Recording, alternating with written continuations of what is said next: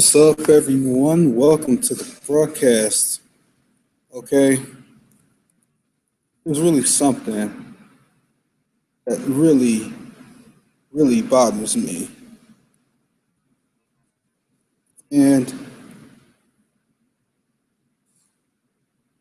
if any of you know about the controversy over the little boy who ended up, okay, there was a situation about this little boy who ended up in the same vicinity as this ape by the name of Harambe in the zoo.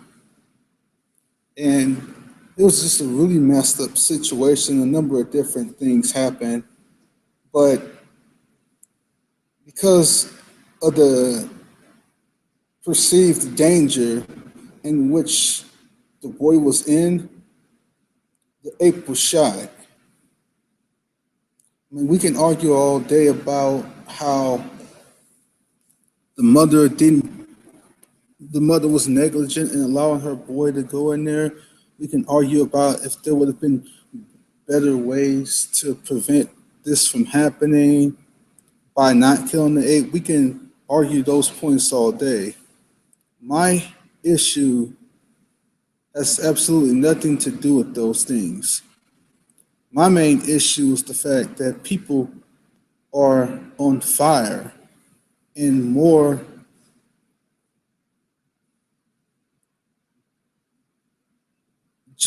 outraged about defending the killing of an ape than they are about the killing of unborn human beings.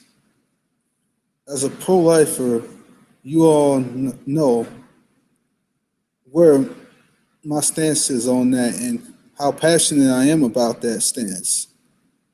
We would go out of our way to defend the killing of an ape before we before we defend the brutal slaughter of the unborn. It is absolutely asinine to me. I cannot believe we're even having this argument. People are so on fire about defending an ape, but now on fire about defending the unborn. What is so? Well, the unborn is an endangered species. So what? So what? Who cares? That has nothing to do with anything. Does the unborn have to be an endangered species before people give a crap about protecting it? What the heck is wrong with people? Is there something like seriously infecting the minds of how people think? It is really ridiculous.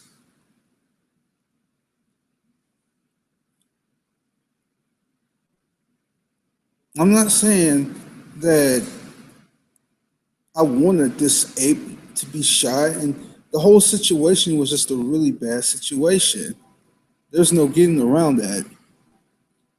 But to make this asinine claim that, well, the ape is an endangered species so that merits this protection over an unborn human being, it's just flat out freaking stupid. Give me just a sec. There's a train coming. I'm gonna mute my mic for a sec.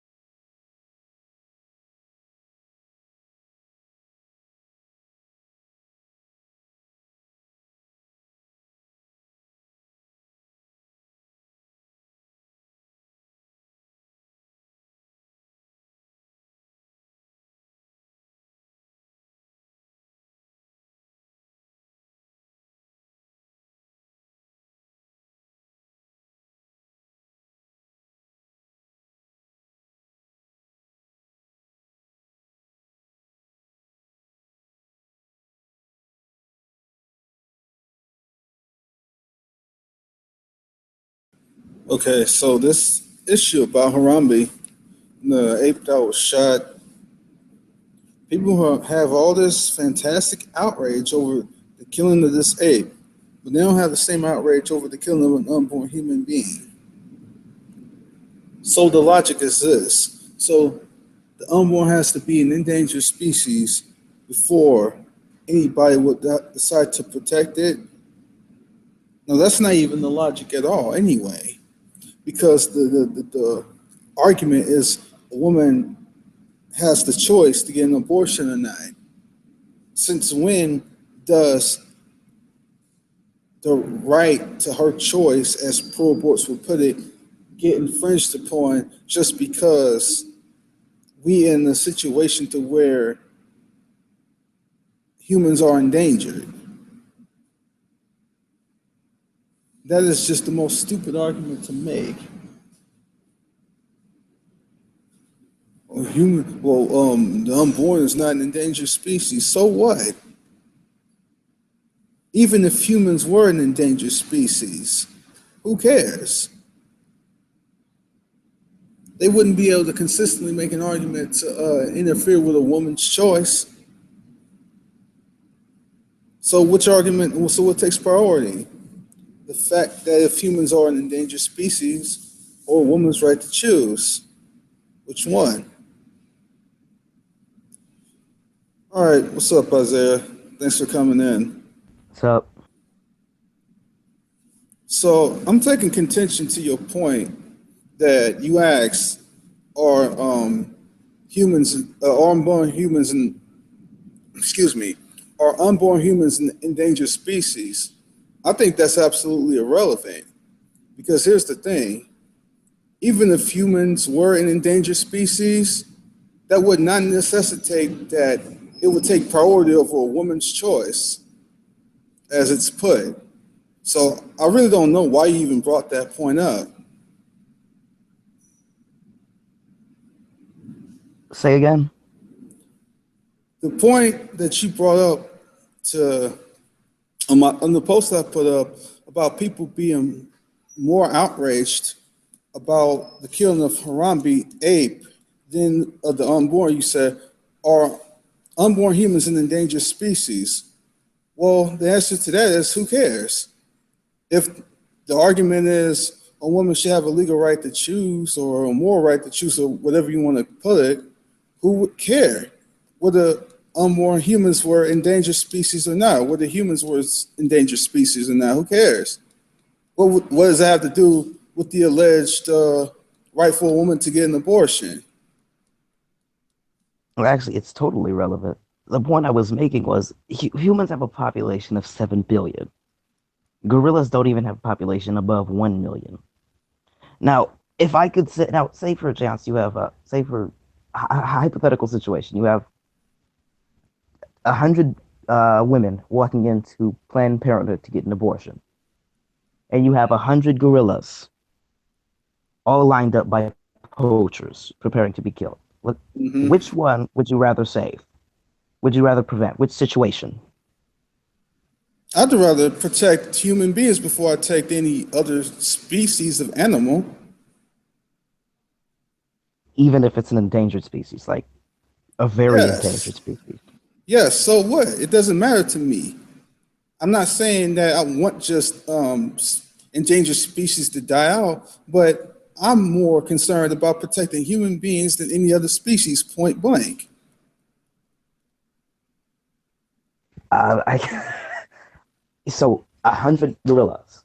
You would just let the 100 gorillas die over If that so was you the would protect the. situation, if that was the situation, you better believe I would. All right, wow. Yeah, all right. Do you realize how much bigger the human population is? And how I, many more human babies are born than aborted? I don't care. I do not care. My priority is protecting innocent human beings, not other animal species. I'm not saying that we should just have this mindless attitude towards other species, but what I'm saying is if you don't have the same kind of passion to protect your own human beings, but you have more passion to protect other animals just because they are endangered, I think that's a serious problem.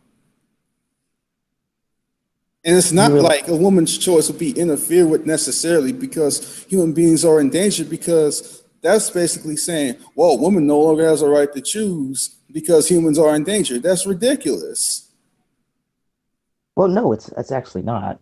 The point I was making was So wait a minute. Do you think a woman only has a right to choose because humans aren't in danger? Is that what your point is? no, but say humans were endangered, sure, I might agree with you. Okay, so you literally telling me that women only have a right to choose now because humans aren't in danger. I sure. Okay, so it's not really about a woman should be able to make a choice, but she should only be able to make a choice if humans aren't on the brink of extinction. Yes, I see abortion as a method of population control. So that's literally the only reason why you argue it. It has nothing to do at the heart of the issue that you truly believe a woman should have a right to choose. It's just about population control with you. Whoa, whoa, whoa, whoa, whoa. I didn't say the only. Well, that seems to be the core premise of your No, no, no, no, no. argument. That's not the only reason. I mean, choice is also comes into play. Well, if choice comes into play, then why would you just throw that out the window if the humans were endangered? Women don't have the right to choose because the humans are endangered. That's literally what you're saying. Well, hold on, hold on. In the animal kingdom, we do have cases where what's it called? Parents will give birth to the child and then choose to kill it. I mean, if gorillas had a population, say, as big as ours, and they were managed to do abortion, I wouldn't stop them. But in the cases where they do, decide to kill their offspring, we do take them from the parent to protect the offspring because gorillas are an endangered species.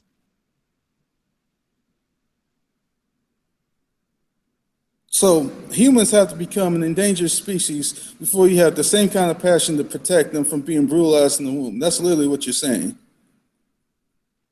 I don't think you get what I'm saying. How do I not get what you're saying? What am I not All getting right. about what you're saying? My standards for being pro-life or pro-choice, it depends on circumstances.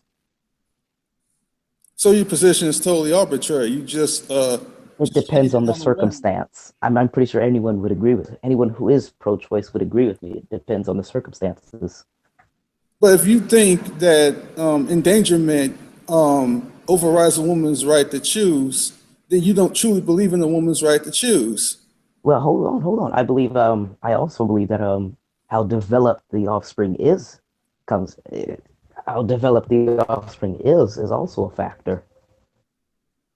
Again, you don't truly believe in a woman's right to choose Well, because if the hold on. argument, wait, if the argument is about she should have control over her body and what's in it, it has nothing to do with the size of the human Well, being inside her, but about what she governs and about what she wishes, point blank. hold on. So you're saying if I my opinion differs based on circumstances, I'm not pro-choice. I don't care about choice. That's exactly what you're saying, not consistently anyway. I don't think you get the pro-choice position then. The pro-choice position is a woman should have a right to choose. But the No, problem I have, not in all cases. Say if the fetus is 6 months old, I'm pretty sure you won't find a pro-choicer who would agree with aborting it. well, then you're not consistent in your position because you want to impose your own personal standards upon a woman making a choice because of standards that you deem to say that she should no longer have the right to do it. So Well, no, I don't think it has anything with you get to throw your own standards in to say a woman shouldn't be able to choose at this point because of standards you perceive to her killing the unborn would be wrong. So you don't truly consistently believe in a woman's right to choose. no, I just don't think you get the pro-choice position. No, if the pro-choice position is a woman should have the right to choose, then the only way for it to be consistent is if she would have the right to choose to kill the unborn the entire 9 months of pregnancy for any reason she pleases. That's not the pro-choice position at all. That's the only It way to be depends on the consistent. circumstance. Well, no, no, no. That's what you think is the pro-choice position. No, that's point blank. That's what it is. No, Because no, no, if no, you no. You won't find a pro-choicer who will agree with aborting a fetus then they're that not is 6 months consistent. old. No, no, it has nothing to do. No, it is consistent. You just don't get No, the it isn't. position. No, it isn't consistent. Either you believe a woman has a right to choose or you don't.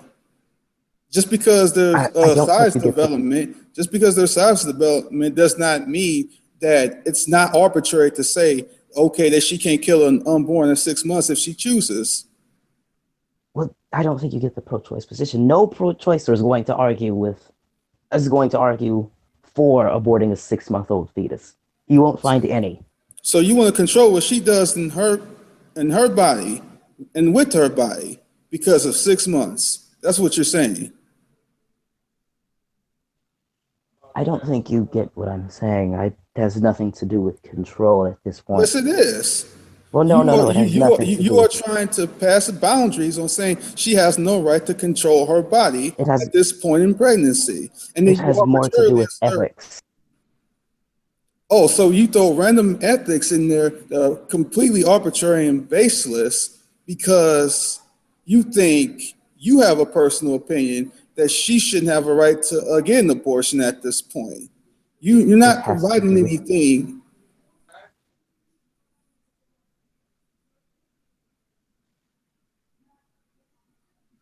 Was you gonna say something?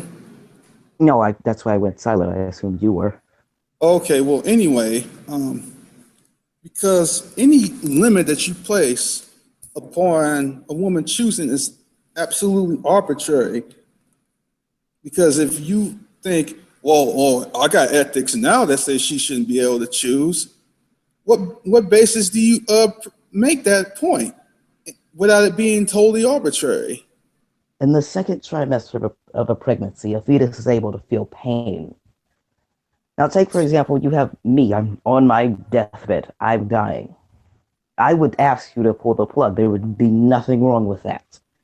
But if I was in the street, going on my way to the store, and you killed me, I would have a problem with that.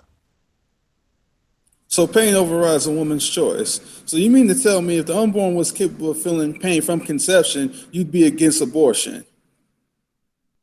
Sure,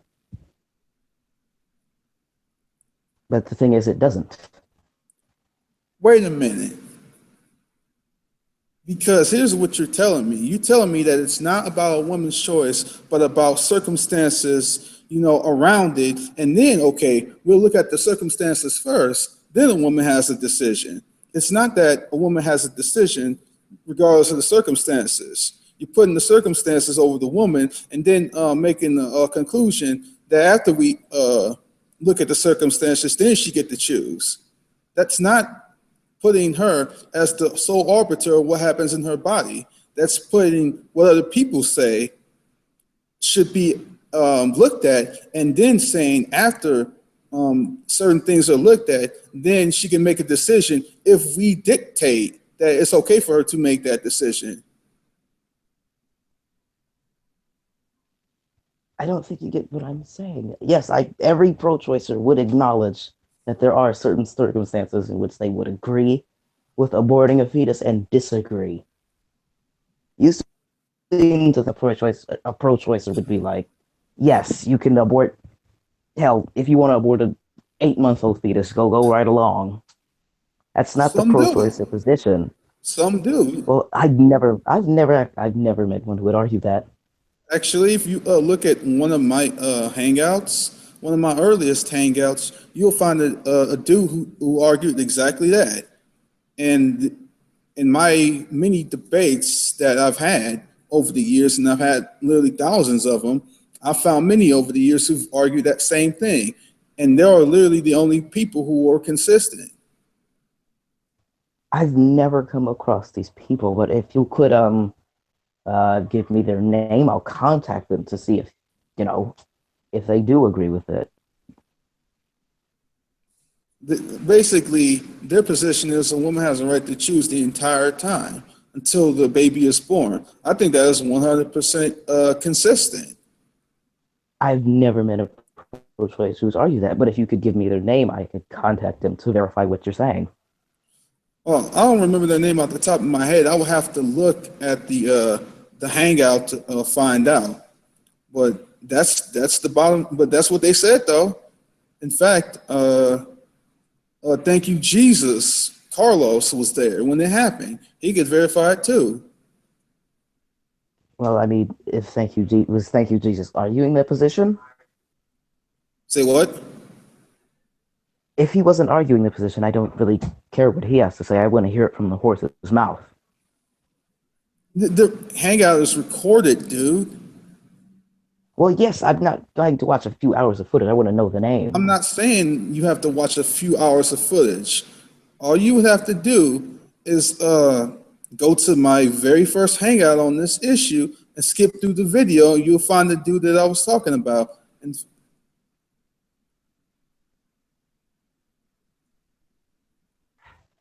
I can only think of a handful of people who were in your hangout arguing the pro-choice position. Um, Let me take a guess. Was it MMA? no. Well, I mean, it's interesting you bring him up because he wasn't the one who was arguing it in the first hangout, but he actually says that he believes a woman should have the right to choose, even if it is to kill, at 8.5 months of pregnancy. He doesn't agree with it, but he still said a woman should have that right to choose. MMA actually did argue that point. I'm gonna have to ask him that because I don't. MMA, he has some pretty conservative views, so I'm going to have to ask him about that. Oh, yeah, and if he tries to deny it, I can give you the recorded footage of exactly what he said. Okay, I'd love to see that. Yep, but it's not unusual, surprisingly, to find people who would argue that a woman should have the right to kill the entire 9 months of pregnancy. That's not unusual. You may have never seen it, but it's definitely not unusual as you may think. Well, it is unusual. I'm telling you, in the thousands of debates I've had, I've seen it more than you may think is unusual. It's not unusual in my experience. Maybe it is in yours, but it's certainly not in mine. Yes, it is unusual. Statistically, it is unusual. What statistics would bear that out as unusual? I'm just telling you by Most experience. I have thousands of people over the years I've spoken to. I've found more than just a few who would argue that it's no problem for a woman to kill all 9 months of pregnancy before the child is born. I'm saying statistically, women are more likely to get an abortion before the fetus, Oh, is able to yes. feel is before the fetus is able to feel pain. So I don't know why would anyone would argue after the fetus can feel pain. I never heard that actually. I don't disagree that women are more statistically going to get abortions earlier in pregnancy. The only thing I'm contesting is the fact that it's rare to see someone argue abortion all 9 months. It's not. It really Yes, isn't. yes, it actually is because one of the key arguments for that pro-choicers make is that the fetuses are more likely to be aborted before they can feel pain. So I would pro-choice wouldn't be making that argument if we supported it the full 9 months. Dude, I've been arguing and debating this issue for over 10 years. I know what I'm talking about. It's not, it is, I mean, it's not unusual to come across these people. Okay, maybe I'm just not used to it because I've never heard it. But I'll be sure to ask. Yes, you can. If you ever come across MMA, you can ask him. But if, like again, if he tries to deny it, I can show you the live footage to where he'll say, "Well, I don't agree with it at this point," and I think, and I'm not taking him out of context. He said he would think that was really messed up for a woman to kill at that late stage, but he still thinks she should have a choice to do so legally.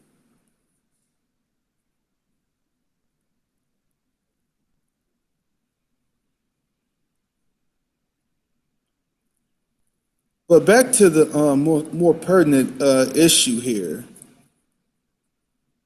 I think that people who claim to be pro-choice or whatever are not being consistent in their position, because if they truly believe a woman should have a right to choose, then they would not look at the circumstances first. They would say that what she believes comes before the circumstances, not the other way around.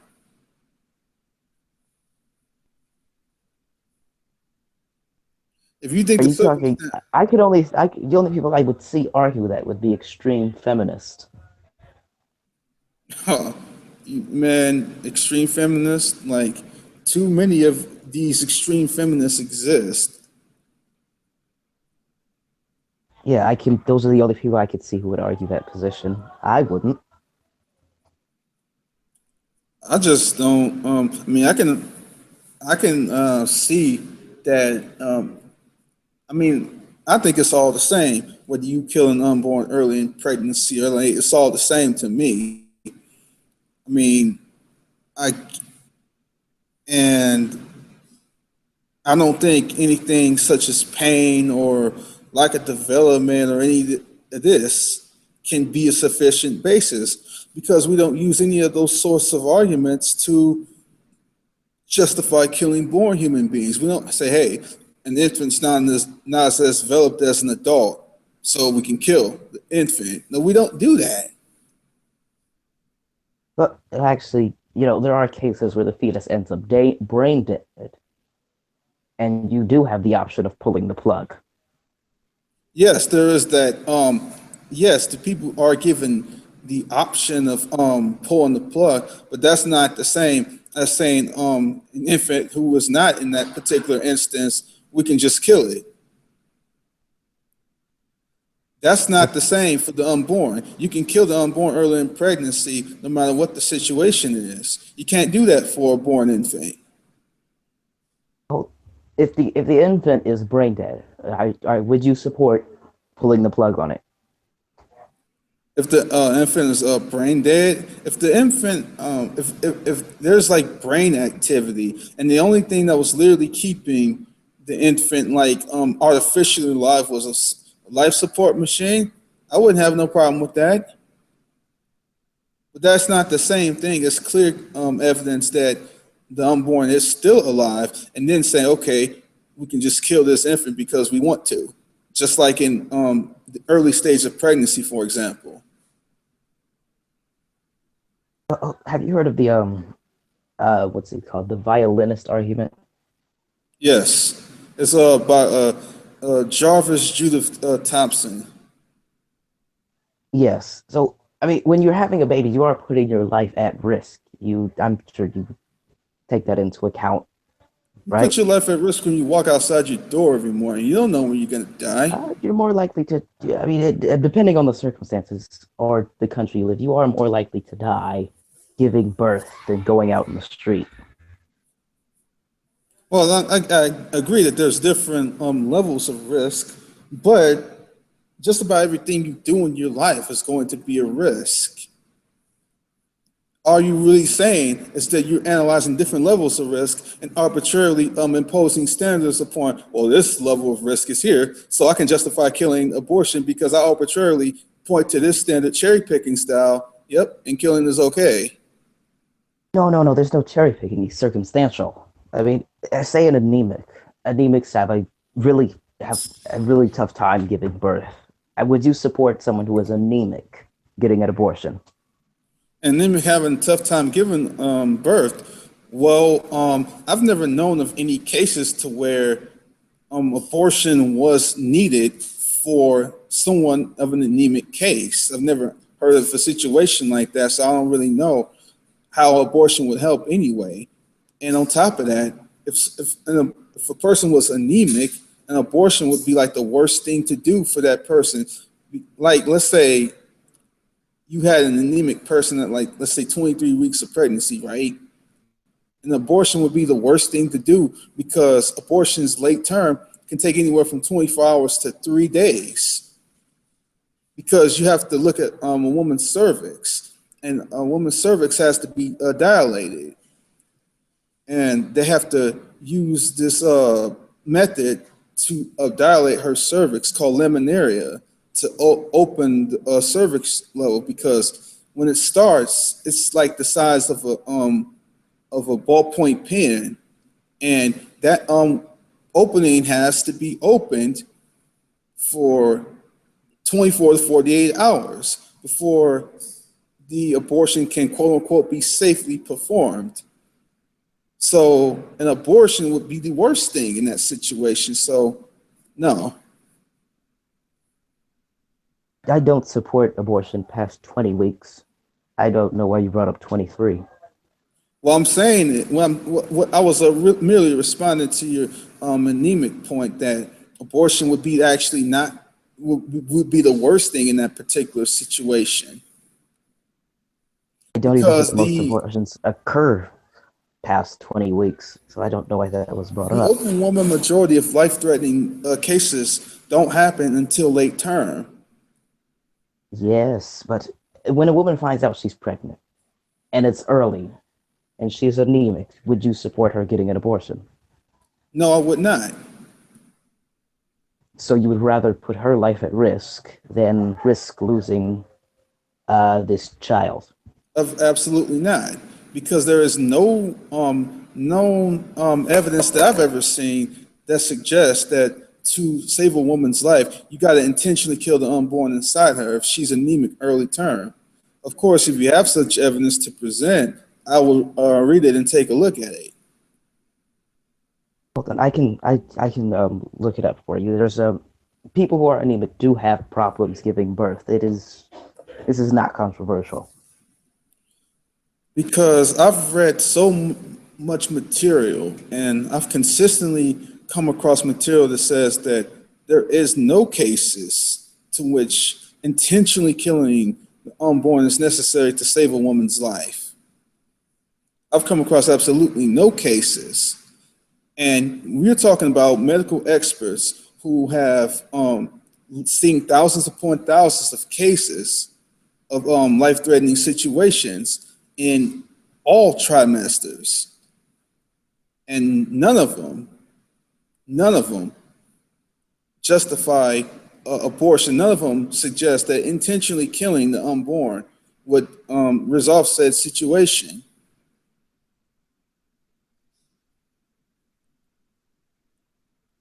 Did you say there was no cases? None, like zero? Well, the medical experts that I've seen who have dealt with these issues for many years have said that they have come across no cases to where intentionally killing the unborn was needed to save a woman's life. And even if there were such cases, that doesn't even if I was to concede to say, for the sake of argument, okay, there's a case to where intentionally killing an unborn would save a woman's life. In no way does that extrapolate to, okay, a woman should be able to just kill at early term because she pleases. That I didn't make that argument. Well, I'm just putting Now, it out there just as a means as to say that, okay, even if we could find a case to where that was necessary, even if such a case did exist, that would not mean that a woman should be able to just get a woman. I mean, a woman should just be able to get an abortion early term in pregnancy simply because she chooses to. What that would mean is, according to that specific situation, if we could conclude that her life would necessarily be in danger, then she should be able to get an abortion for that reason. What I'm not saying you doing this, but what a lot of people like to do is they like to say, "Whoa."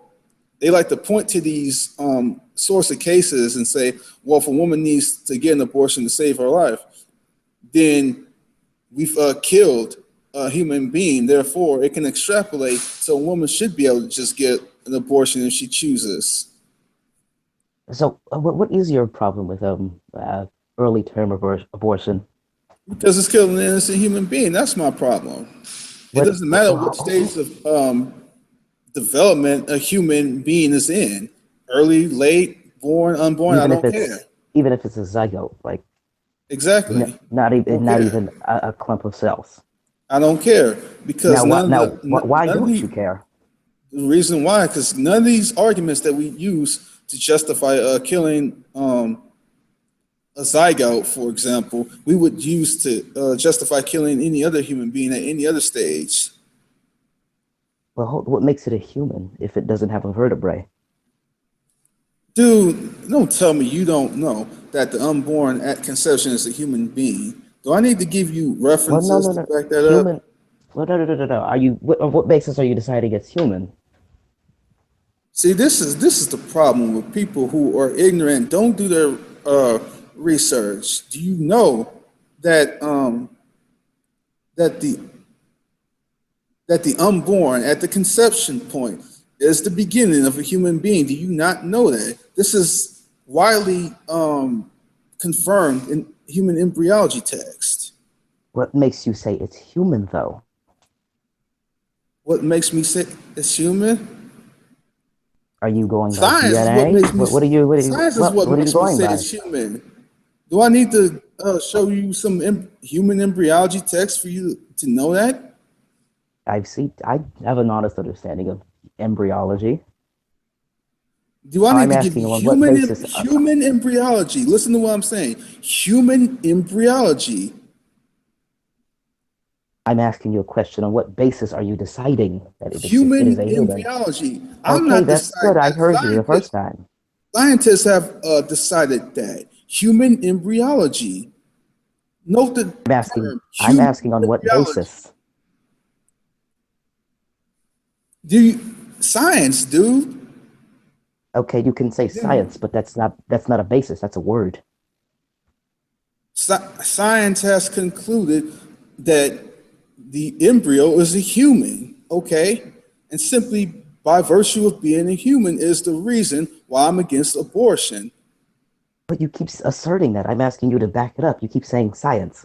Okay, I understand what science is. I'm asking you to back it up. What I'm saying is, by virtue of being a human, because by virtue of being a human, humans will have protections at other stages in pregnancy, but people arbitrarily thinking that the same human don't have protections because it's early on. Humans are vertebrates. And a fetus in early development doesn't have a vertebrae. It can't be a human, even if its Dude, that DNA is is close to scientifically ours. inaccurate. Human Well, hold on. embryology. No, On what? dude. Wait. Hold on. If science texts have stated human embryology, then what basis are you saying science is incorrect? Human embryology. I didn't Are you say saying science science was is incorrect? incorrect. You keep Okay. saying science, science, science. I'm asking you Oh, to back it okay. up. You No, no, can back it no. up. There is no need to back it up. Science has already There is confirmed every it. need. No, because you're saying that the to be a human has to have a vertebrae, and that's not what human embryology texts say. You're incorrect. Is a sperm human? Is a human It has sperm human human? DNA. Science texts do not Hold on, say hold on. science texts do As, not state that the sperm or egg gametes are human beings. They don't say that. is They a say that at the fertilized egg? conception point. They said at the conception point there's a human. Okay, not before then. And on what basis? If it's not multicellular, humans are Well, multicellular. argue. Well, argue with science. Are you saying that human embryology texts are wrong? That's not what I'm saying. I'm saying it'd be Yes, you are. I'm saying it would be Because inappropriate to call it human. what? Why would they call it? Why would they say human embryo? Why would they say it? To identify that this is an embryo made by humans. A This is hum? No, no, that's incorrect. It's incorrect because if there is no human, here's what you're doing. You're confusing uh, the beginning of the stage. Okay, you're beginning with the confusing the beginning of the stage with the lack of actualized nature. Like for example, a baby is a bipedal organism, right? A bipedal organism is an organism that uses two legs to walk. You see, when a baby is yes. an infant, okay, when a baby is an infant, the baby has not actualized the nature to walk. But just because It's still wait, counted as wait, bipedal. wait, right. So just because the baby has not actualized the nature to walk yet does not mean the baby infant isn't bipedal. So That's in the not how same taxonomy way, works. so in the same way, just because at the starting point there isn't a certain actualized nature until the later development stages, does not mean that by nature you don't have a multicellular organism. By nature, you If still have you a multicellular organism. Just because it may start out as something that may look to the degree like a unicellular organism does not make it by nature a unicellular organism any more than a baby not walking and having not actualized this walking makes a baby not a bipedal organism. So for it is a you to bipedal make organism, even if it has a tendency towards bipedalism, it is counted as bipedal. okay, but a baby doesn't have to start walking to be considered bipedal any more than the, any more than an unborn human has to start off with multiple cells to be a multicellular organism. You're By confusing. definition, they do. By No, definition, they know. if No, you they have don't because one, you. if you have That's one cell, incorrect. you are That's unicellular. incorrect. If you That's have one, incorrect. what does Stop, unicellular stop, mean? What stop, does stop, unicellular stop, mean? stop, stop. That's incorrect. You are confusing the lack of actualized nature with the nature of the thing itself. That's what you're doing. Not Is really what I'm does the doing. unborn have a, does the unborn at the conception point have the nature still to be a unicellular? I mean, not unicellular, but a multicellular organism. Is the nature still there? Yes, just in the same way as the nature is still there for to be a bipedal organism. Just because the baby doesn't start walking yet does not mean the baby isn't a bipedal organism anymore than a baby starting out. The unborn starting out as multiple cells does not make the unborn at the conception point a multicellular organism. It's not staying a single cell. You can't confuse starting off as a single cell with a unicellular organism. That is not the same thing and not even accurate, even remotely scientifically. No, no, no, no, no, no. You're not scientifically accurate. If you have one cell, by definition, you are unicellular.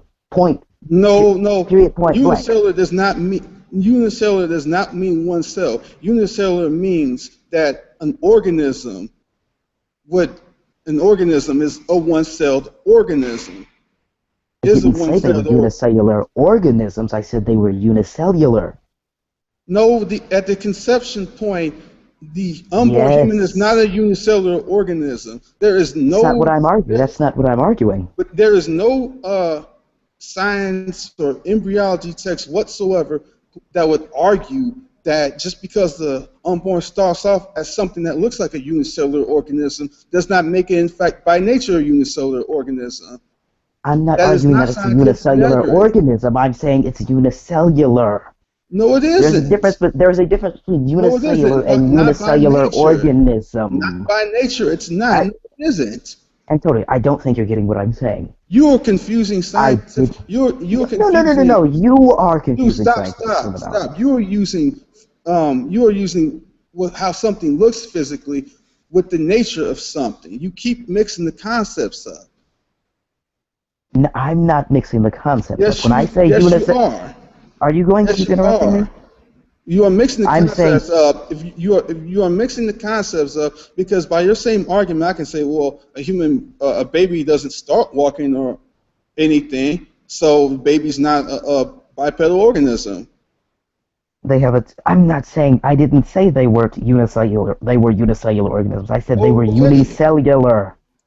Okay, no, they're not. Not by nature, they aren't. No, they aren't. I think you're confused here. When I'm saying that conception, they are what you're saying. Are you seriously going to argue that Antonio, are you going to keep interrupting me? Are you going to keep interrupting me? Are you going to keep interrupting me? God damn it! Shut up! Be quiet! Be quiet! Be quiet! Be quiet! You need to be quiet. I mean, you keep interrupting me. I have tried to talk to you, but you are interrupting me. Can I talk for 5 seconds? Can I talk? Can you shut up and let me talk? Can you shut up? Can you shut up? Can you shut up and let me talk? Give me the scientific references to back up what you're saying. I am trying to talk. Give me the scientific I have sat here and been polite with you, and you keep interrupting me. Give me the scientific references to back up what you're saying. I am talking. I am talking. I want to see some scientific references to back up what you're saying. Is a fertilized egg unicellular? Yes or no? Is it one cell? Give me the scientific references to back up what you're saying. All right. You're not even going. You can't even answer yes or no. Is a fertilized egg unicellular? Not by nature, no. Wow.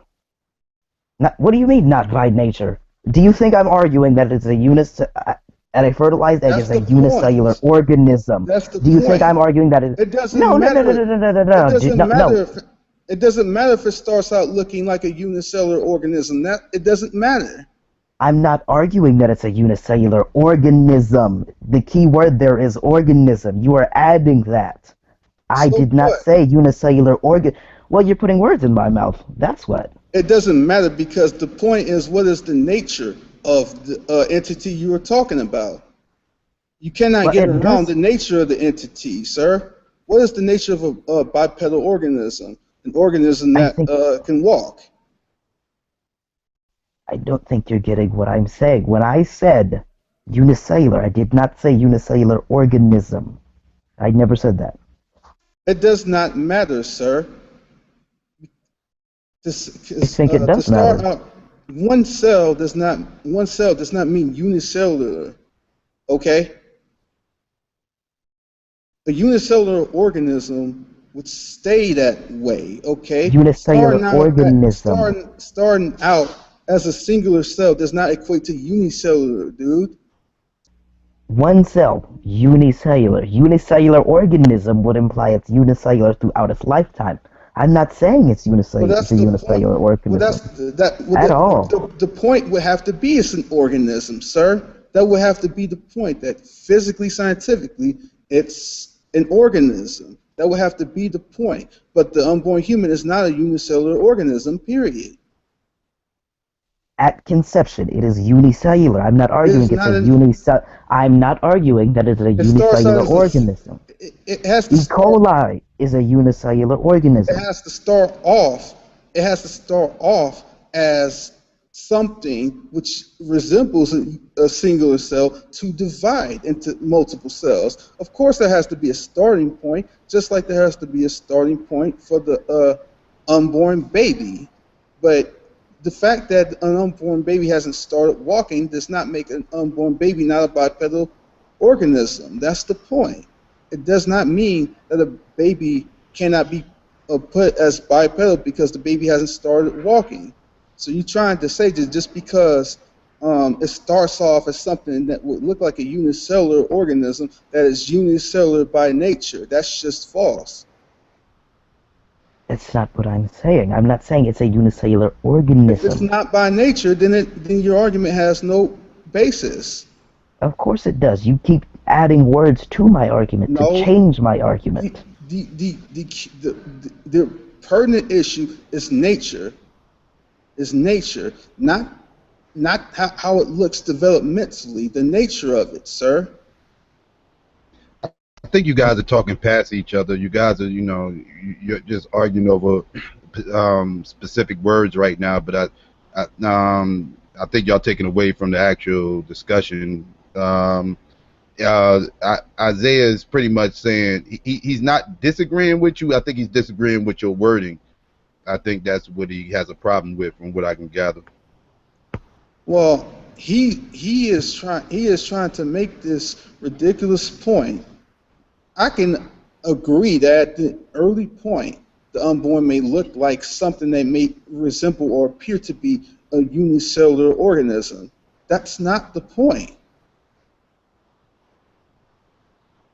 The point I was trying to make It's earlier. by nature scientifically one. That's the point. And if it's not by nature scientifically one, then it cannot fit under unicellular by any definition.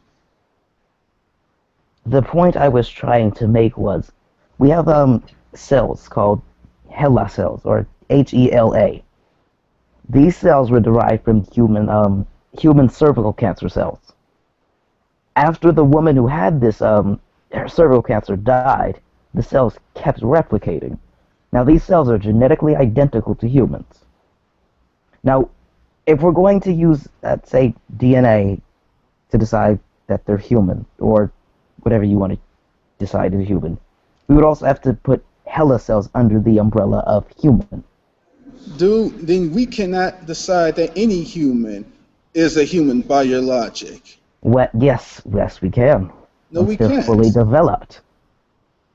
No, we can't because development has nothing to do with what Well, is a yeah, human or not. It has nothing to do with it. And human embryology texts make that very clear.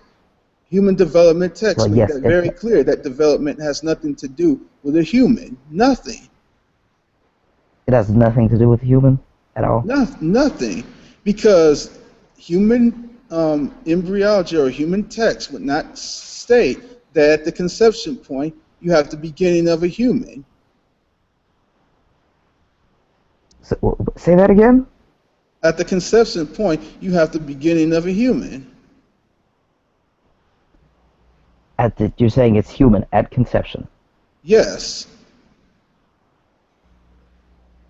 Okay, so there's the beginning stage, but it's still a human at the beginning stage. Just as the the born infant is bipedal even at the beginning stage.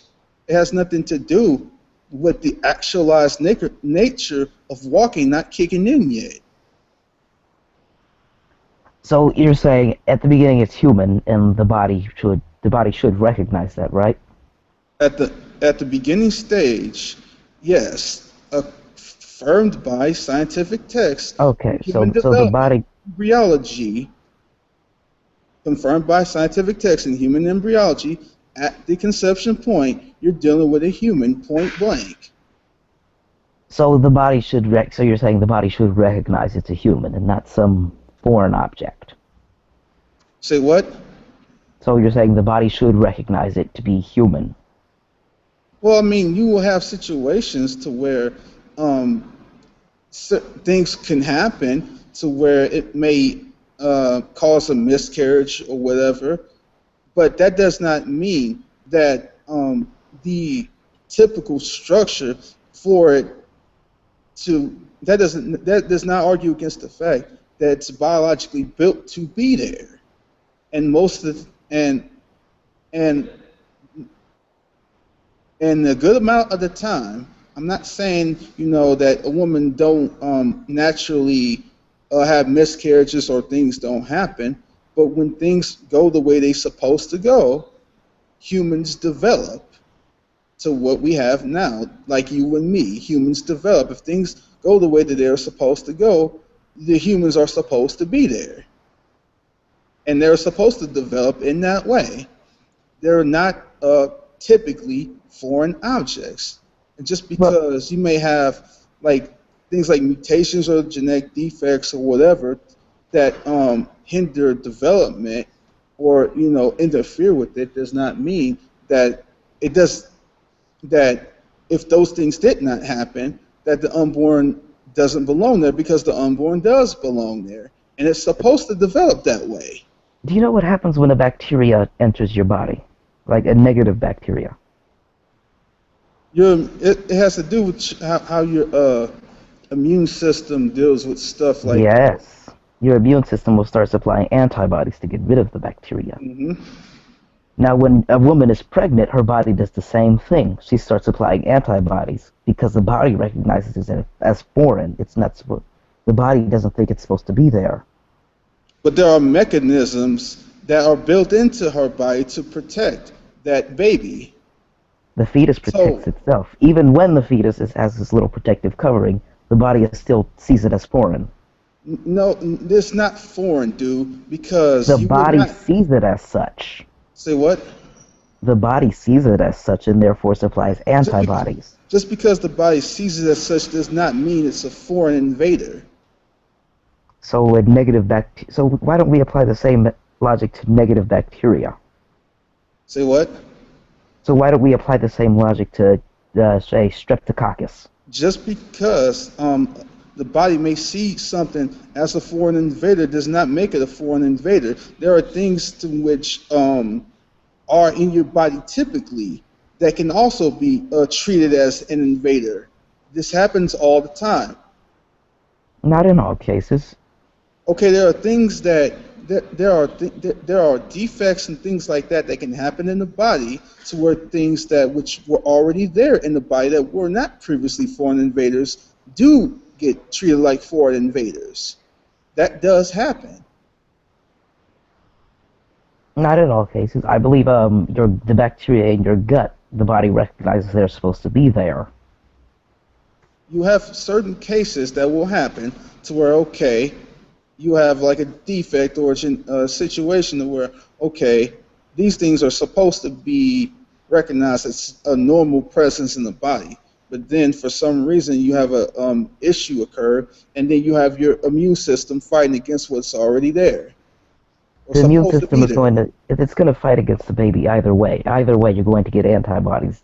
No, but the human body is built to the human body. A woman's body is built in oneness to protect the baby from the immune system. It's built That's to the fetus does cooperate. that itself. No, no, no, no, dude. Without the mechanisms from the mother, without the mechanisms from the mother, the unborn could not develop in the womb. It works No, together. It works together as a unit. that's not what I'm saying. I'm saying It works together I as a forgot unit. what the I The baby don't just protect itself on its own and just develop on its own. no, that's not what I'm saying. I'm saying when I forgot what the covering is called, but there's some sort of cover that's supposed to protect the fetus from the antibodies. Those antibodies come from the fetus itself during development. That's not supplied by the mother. All she's doing is supplying the antibodies.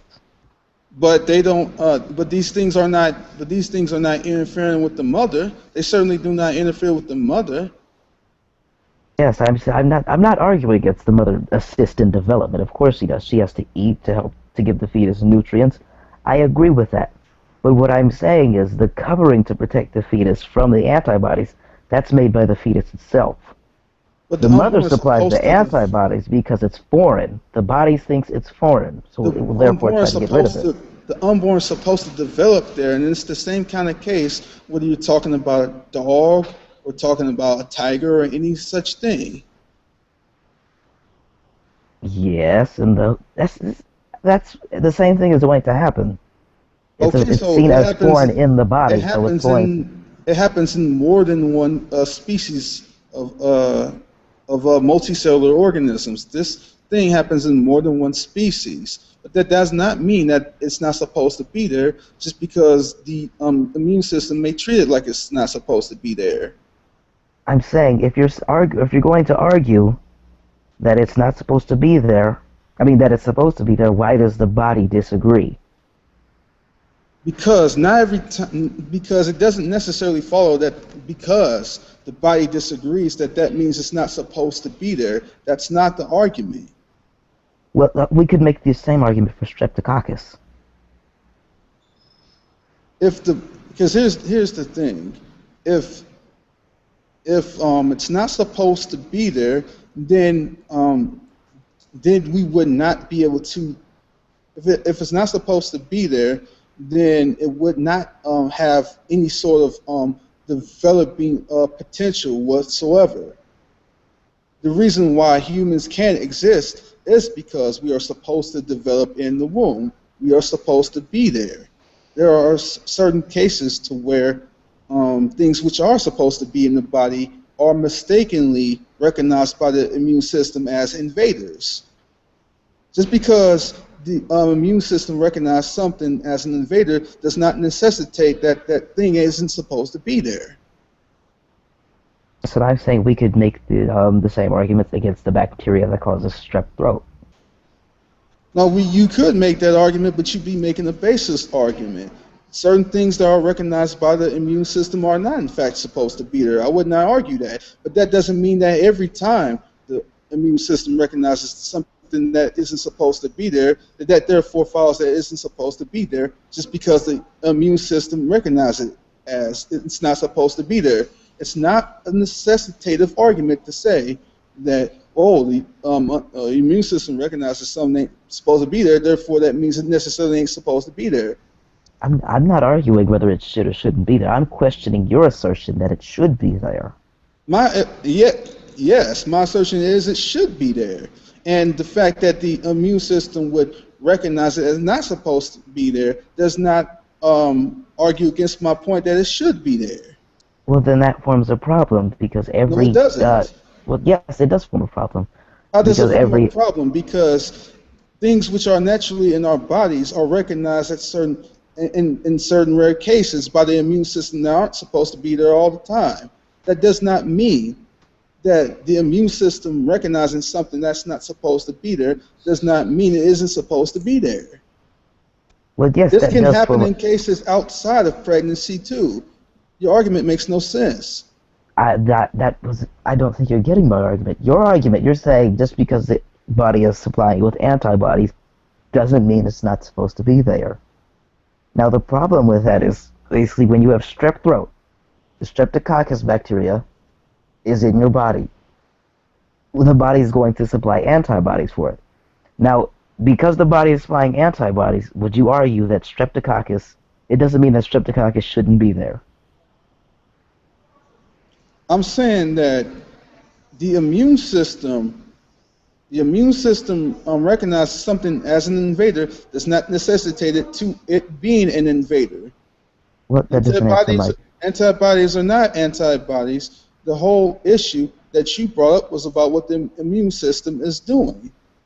that doesn't answer my question though. I asked you a specific question. The whole issue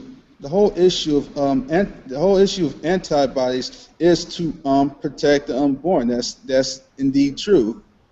But that doesn't mean that the unborn isn't supposed to be there.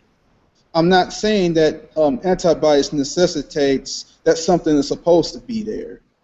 That's not the argument I made. I didn't make the argument that antibodies necessitate something is supposed to be there. No. I'm not saying that's your argument. Your argument was just because something supplies antibodies doesn't mean it's not supposed to be there. Correct? Say what? Your argument is just because something is supplied antibodies doesn't mean it's not supposed to be there. No, because you brought up this antibodies argument, and when you were talking about the immune system. Let me phrase it differently. Just because the immune system recognizes it as foreign doesn't mean it's not supposed to be there. Is that what you're saying? My argument is the immune system can recognize anything as a foreign invader. Sometimes the immune system can mistakenly recognize something as a foreign invader. Does the immune system recognize something as a foreign invader means that everything in the body is a foreign invader? No, I'm not making that argument either. I was All questioning right, your argument. I was so nothing questioning else is your relevant. argument. I Well, didn't of make course the it's argument. relevant. I didn't make the argument either. You're not making that argument, and neither am I. So nothing else is relevant at this point. Well, hold on. So your assertion was just because the immune system recognizes it as foreign doesn't mean it is. Does not mean just because the immune system recognizes something as foreign does not mean, in fact, it is foreign. And you agreed with that. No. I'm not taking either position. I'm arguing against your assertion. Wait a minute. You're not taking either position. As I already told you, there are things which are supposed to be there in your body all the time, and the immune system mistakenly recognizes them as invaders because of certain defects or whatever that could happen. Sure, if you have lupus. So if you're going to make the argument that the immune system recognizing something that isn't supposed to be there, then things which are supposed to be there, that for whatever reason the immune system recognizes as a foreign invader, you're going to have to apply that same argument to those two, not just the unborn. No. I'm not making an argument in favor of either. I'm questioning yours. When the immune system attacks the streptococcus bacteria, does that mean the streptococcus bacteria is not supposed to be there? It doesn't mean it is or it isn't supposed to be there just because the immune system attacks it. So is that your final answer, or are you really going to argue that just because the immune system attacks streptococcus doesn't mean it's not supposed to be there? It doesn't matter. It doesn't. Here's the thing: the immune system can attack something. If it attacks something, it may or may not supposed to be there. Okay. Okay. Streptococcus or whatever. It seems Is it not an ailment or a sickness or whatever? It causes a sickness.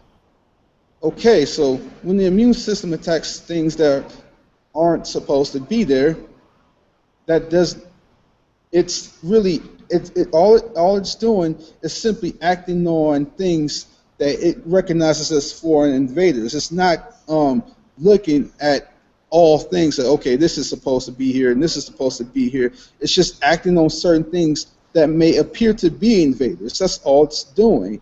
But the immune system detecting something that appears to be an invader does not make it in actuality an invader. That's the whole point. I didn't make the argument at any time that the immune system attacking something necessarily means that what it's attacking is an invader. I didn't make that point at any time. I didn't say that. What I said was I asked you to clarify your argument because I asked. I said specifically, just because the immune system attacks something, does that necessitate that it's an invader? I'm sure your position would be no. That doesn't necessitate that it's an invader. Correct? That's right. Well, yet we could have clarified that earlier. I asked. I said that several times. Well, yes. When I asked for clarification, you went off on some tangent. Well, I don't know why you even questioned my basis from the beginning. All I said from the beginning was the unborn is supposed to be there, and then you brought up the immune system. Well, yes. If it's supposed to be there, the body should recognize it as such. Okay, that would be the problem with it. But you brought up the immune system as a means to say if the immune system attacks it, then it's not supposed to be there. You brought that up. I didn't say that. Yeah. The cells in my leg, they're supposed to be there. So my body isn't going to try to supply antibodies to self-amputate my leg. But what if a defect happens in your body and the immune system starts attacking things that are supposed to be there? If my body has some sort of sickness in my leg, yes, there will be antibodies to get rid of my leg. I'm just saying if something that is not an invader gets attacked, there are times to which even healthy cells, good cells that are supposed to be there, will get attacked by the immune system. Yes, that's due to a defect in the immune system. It's not due to a defect in my body or in my cells. That's due to a defect in my immune system. Now, when a woman supplies antibodies towards the fetus, there's nothing wrong with her immune system. The object is not her DNA. It's not her DNA. It's foreign to her body, so she's going to supply antibodies towards it. There's nothing wrong with her immune system. Right. I'm not getting the argument. So you're telling me that the only time the immune system will attack something that's supposed to be in your body is when there's something wrong with the immune system. Or it's a foreign body. Well, how do you know that there's necessarily something wrong with the immune system because it's attacking something that's supposed to be in your body? How do you know that there's something wrong with the immune system? Because it's a part of my body. If my immune system is supposed to keep me alive. If it's doing something that's going to hurt me or prevent me from living, there's a problem with it. Because I can turn your argument around and say this: the unborn is supposed to be there and develop in a woman's womb, and the immune system is just going wrong by attacking it. Well, no, that wouldn't follow, because why would it happen in every case? Say what? Why would it happen in every case and increase with each pregnancy? Why would it happen in every case? Yes, not only every case, but increase with every pregnancy. So wait a minute, does the immune system always attack something in every case when it's an invader? Not in all cases. There are some bacteria which have a peculiar shape to them. Okay, and then there are cases to where the immune system doesn't detect something and treat it as, okay, you're good, but it's still attacking your body. That can happen.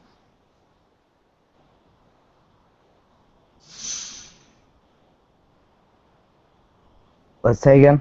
I was. So there are times to where the immune system can miss certain things in your body and be like, well, you're good, okay, but your body's still being attacked. Yes, and once an attack happens, that's when your immune system is going to react. I forgot the name of it. There's some sort of disease. It goes by the name of pandas. I think it's pandas. When the bacteria attacks, the immune system recognizes it as a normal cell because it takes the shape of one. It pseudo looks like a normal cell. But once the attacks start beginning, you can have some sort of pus, which is just your immune system overreacting to it because you're under attack. These are different cases. I'm not getting what you're getting at here. Do you question that the unborn is supposed to develop in a woman's womb? No, no, no. I'm questioning your assertion that it should be there. Well, if the unborn is designed biologically to develop in a woman's womb, then the unborn should be there. Period. And if it should be there, the body should recognize that. The woman's body should recognize that, correct? Say what? The woman's body should recognize that. Well, here's the thing. A woman's body does recognize it. Just because the immune system does not recognize it does not mean that it's not supposed to be there. Because if it's not supposed to be there, then that should necessarily result in all pregnant women dying or something bad really happening to all pregnant women. No, it's not that's not what should happen. What we observe is every pregnancy, antibodies are supplied. The more often you get pregnant, the more antibodies. You're going to get supplied more antibodies with each pregnancy. Or because the body, acts as sort of kind of a memory unit, so to speak. And it says, oh, this one was pregnant one time already. So we're going to use that as sort of a precursor in case she gets pregnant again. Yes, but if the body says, okay, this is a fetus, this obviously should be here. It shouldn't be supplying antibodies to it. For example, so basically, I one use the part. example. Oh, no, I'll mute. Oh, I thought you were done. Go ahead, finish. No. You can go. Oh, so what I was about to say is, so basically, on one part of the body is at war with the immune system. Is basically what you're telling me. What? Well, The woman. because the body's acting as a memory unit and saying, okay, she was pregnant once already, so if she gets pregnant again, more antibodies will get supplied. So basically, when she gets pregnant again, you're basically saying the immune system is at war with the memory unit, so to speak, which should supply more antibodies. Yes, that's what I'm saying. So a woman's body is not biologically built to do that. It's not built to recognize the fetus as it's supposed to be there. Say what? It's not built to recognize the fetus as something that's supposed to be there. Yes, it is. If it was, it wouldn't recognize antibodies. For example, the cells in my leg, they're supposed to be there. So my body is... The immune system is not the end-all and be-all of whether something is supposed to be in the body or not. Yes, it kind of is. But if you're going to talk mentally, if she wants it to be there... Hold on, if you're saying something... I'm trying to see what you're getting at. If you're saying... She says, the woman herself, mentally, she says it should be there. Sure, I would agree with that. But I'm arguing for the body itself. Because what I'm saying is, the immune system is not the end all and be all of whether something should be in the body or not. The immune system is not the end all or be all. Because the whole point of reproduction is for a particular entity to go through the stage of pregnancy and to reproduce offspring. So to use the immune system as this sort of end all and be all, whether something is supposed to be there or whether something is supposed to happen or not, is absolutely fallacious. It's how we That's the well, reproduce. hold on. I have two problems with that. Now, one problem would be that if you're going to argue that it's supposed to be there, my leg cells, the cells in my leg, they're supposed to be there. So they're not going to get any antibodies to try to, get rid of them. And now the second problem, you said it was fallacious. That's the fallacy. If you're going to say something is fallacious, you're going to have to say which fallacy. Or otherwise, you're committing the fallacy. The, the fallacy is that the immune system is the end all or be all as which to suggest whether the unborn is supposed to be there. The reason why it's a fallacy, the reason why it's a fallacy is because the nature of our biology is to reproduce. That's the whole nature of our biology, is to reproduce. The immune system is not the end all and be all of whether something is supposed to be there or not. Our biology is built to reproduce. Not quite. Not all of us have to reproduce or even want to. If I'm you're not to be a saying we worker, all have to or want to reproduce. The point is, the body the body is biologically built to reproduce. I'm not saying that you may have cases to where women or men are infertile. That does happen, but that does not mean that if they were not infertile, that the mechanisms aren't built to reproduce. Like you can have a car which has a bad motor in it and doesn't run. That doesn't mean that the car isn't built to run. It just means that it has a bad motor or something in it. In the body, you may have situations to where men or women cannot reproduce because of infertility, but that does not mean that their functions are not built to reproduce. That just means there's something wrong in the body that hinders the reproductive processes.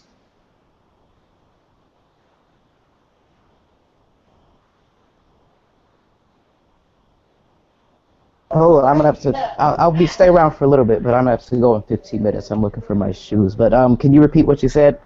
Oh well, I said, look, a car is built to run, right? But the car may have a bad motor or some other issue with it and don't run at all. A car is still a car, and a car is still built to run, but something may be wrong with it that keeps it from running. In the same way, the human body, human biology is built to reproduce. Something may happen or something may go wrong which hinders reproduction, such as infertility in men or women. But that doesn't mean that by the human biology, there is no mechanism which states that the human biology isn't built to reproduce. Human biology is, in fact, built to reproduce. That isn't to say that there aren't people who won't reproduce. That isn't to say that there aren't infertile people who cannot reproduce. That's not my argument. I don't think there's anything wrong with people who are. I don't think something went wrong with someone who is, say, sterile or asexual. I don't think there's anything wrong with them. I think that's a method for population control. Can you say that again? You cut out the end there. I don't think there's anything wrong with someone who is sterile or asexual. I think that's a method for population control. Mm-hmm. The issue is this. Yes, the body naturally reacts to the unborn being there as, and it treats it as an invader. There's no there's no argument with that. But the um, but but as a whole, humans are built to reproduce. Okay, humans, for example, are not like built to have tumors. For example, humans are not even though tumors can happen and messed up defects can happen. Humans are not built to have tumors and crap like that happen. Humans are built to reproduce. So the immune system reacting to something as an invader isn't the end all or be all to suggest whether something is supposed to be in the body or not. I'm not saying it's the end all be all. I'm saying it's a major factor. I have a question. What's up? When as I'm trying to understand Isaiah's position, when at what point does the fetus become a actual human being in your eyes?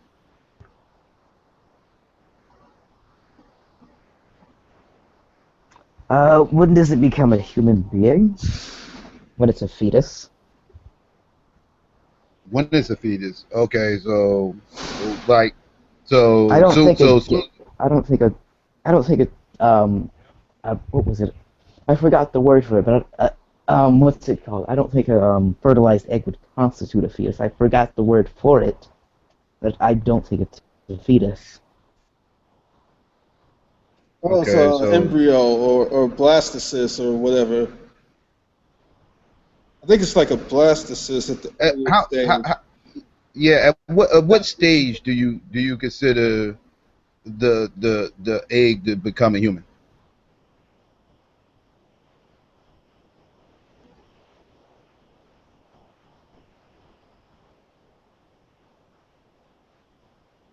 Are you there? Are you You lose me? talking to me or Isaiah? I was talking to Isaiah. He might be Oh, I preoccupied or thought you were something. talking to Antonio. Okay, go Isaiah. Yeah, I was asking at what point does the egg itself become a human is what I'm trying to get at. Like at what stage?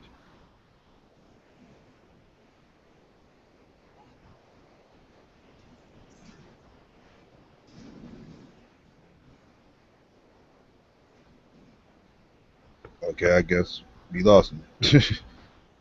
um yeah, that's what I was trying Hello, to am I coming through? Oh, ow, yeah, ow. now I hear you. I Yeah, would I hear you now. say 3 weeks. I think 3 weeks is when it's finally considered a fetus. Hold on.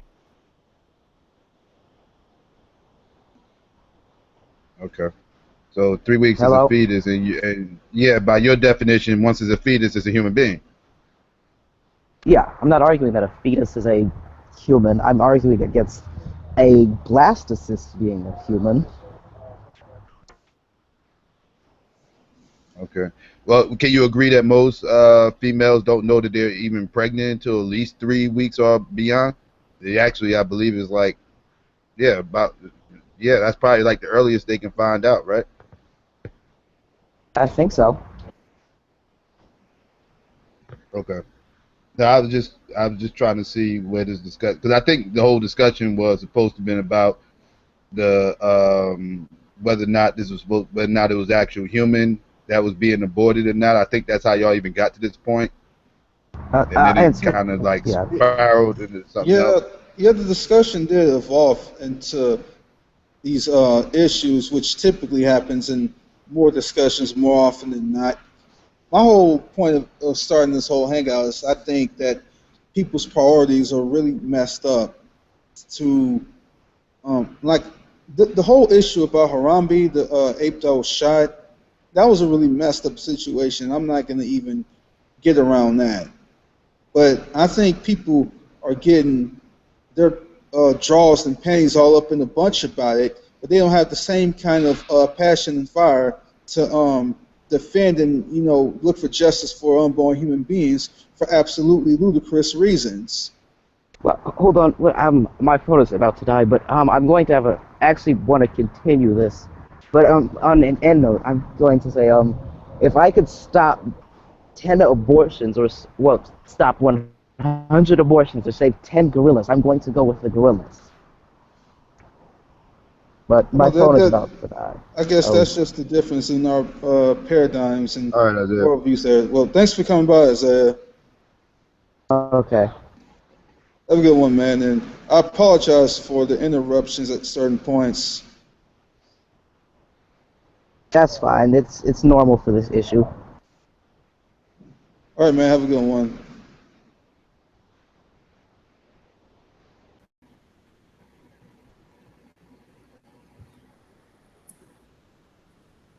This whole thing with the gorilla thing is a messed up situation. The actual topic of what you wanted to talk about interesting because I've always society as a whole is over an animal's life than the actual human being's life, and I'm not just talking abortion either. Oh, absolutely. I'm with you 100%. Like last year, one of the biggest outcries last year was that whole lion situation. I think that was last year. Was that whole lion situation? The lion died, got killed. The guy go over to Africa to go kill and everything, and one of them happened to be a lion. And then they had all these hashtags and everything else. Had made a Twitter page for him. And everything, it was just going crazy.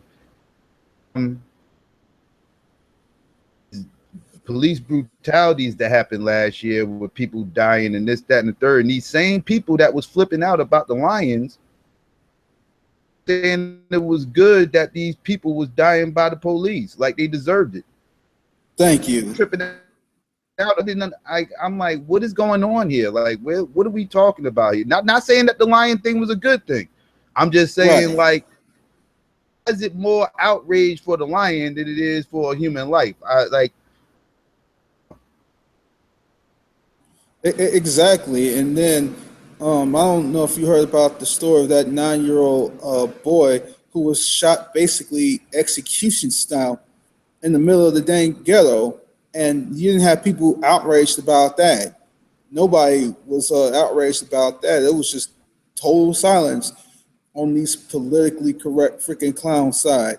But then an ape gets shot because of a really messed up set of circumstances which ensued, and then everybody is blowing a gasket over it. The same people who were dead silent about a 9-year-old boy getting shot execution style in the ghetto didn't say a thing about that or outraged over this ape being shot. And I think it's absolutely ridiculous. not only do they not say, the only time they do say anything is when it supports their argument. They want to talk about black on black crime or something like that along those lines or something like that. That's the only time you hear about this stuff. Other than that, they can care less. They argument. Yep. And you got people, and I'm not saying I'm just some anti-animal person, or I think animals should be wiped off the face of the earth. But when it comes to to human life and animals, I'm going to take human life over other species every single time. Okay? Yeah. And even animal species typically tend to defend their own. Okay? A lion can defend its cub from a predator trying to kill it. Even I mean, other let's put. species would. Go ahead, man. No, I didn't mean to cut you up. What like did that gorilla ask to be in Cincinnati Zoo?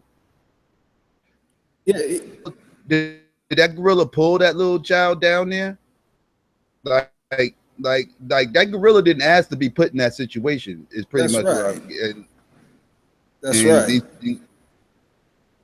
they decided to take it upon themselves to shoot him or whatever. It was a messed up situation that the gorilla didn't ask to get put into. Yeah, and like why they not coming down on the people that had the gorilla in the zoo? Why they not coming down on them? Why didn't where's the parents at in all this? How come they not coming down on them? How did the Exactly. parents allow that to happen? And I'm not What saying I don't was they doing? enjoy, and I'm not saying I don't enjoy seeing animals in the zoo. But what I am saying is, if you're gonna make an outrage about um, the fact that this ape got shot, then you're going to have to like make an outrage about animals being in the zoo. Period. Yeah, And then you're gonna have to make a consistent outrage about when people get shot and killed who didn't deserve it. But they'll yeah, complain about the ape getting shot, but they won't complain about the ape being put there. exactly. Being put there for their own personal entertainment. Exactly. Well, some people will be like, well, maybe certain apes are put in certain places because we need to protect them, and zoos would be a place to protect apes from being killed and extinct or whatever. That's an argument I've heard too. Yeah, I've heard those arguments. I mean, you know, like But I people said, try to rationalize anything, man. yeah. I mean, again, I'm still wondering where was the parents at? Now this even happened. I took in Yeah, my yeah, daughter. I took in my daughter zoos numerous times. She never came close to getting attacked by an animal. exactly, I didn't put her in that situation. exactly, and yeah, there was, and I think you gotta hold a number of different people accountable. I don't know what the heck was going on with the mother as to how the child even ended up anywhere near getting put into that situation to even being around an ape. How did the child get away from the mother's grip or vision sight or whatever? Child protective services on people, but child protective services ain't on their ass. I don't. Excuse me, my bad. But it ain't on. If they ain't on them like that, then yeah, then something's wrong. Yeah. I see child protective services get on people for less. Oh, absolutely. And I think the fault can go to both sides for um, the mother or whoever was there not being attentive enough to her child, and for the zoo making it even possible for a child to even be able to get to the dang ape to begin with. Yeah, sad situation. Like Yeah, altogether. man. No zoo I've ever been to or has had issues to where children can just get around animals, just wild animals in the zoo. They usually have barriers or some sort of means to prevent that from happening. I don't know what was going on at this zoo that allowed this kid to even be able to get around to this animal at all. So it was a number of Probably people. different people.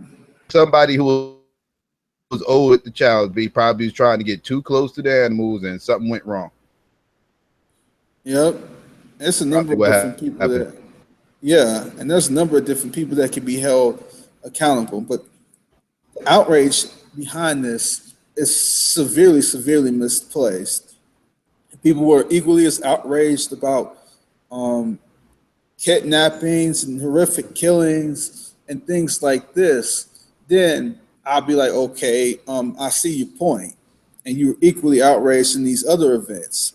But the fact is, most people aren't.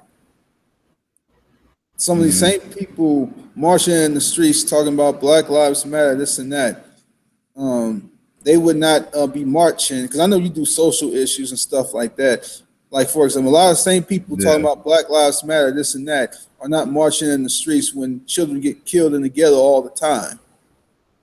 They're not seeking Yeah. justice for Well, them. some are. Some are. You do have. You know the problem. You Okay. know the problem with that is you do see this type stuff. You don't get a chance to see it because mainstream media don't cover that. They only cover and Okay. Yeah, the that's a fair small point. stuff. Because I know, like, we got a program right here in my neighborhood where they do twice a year.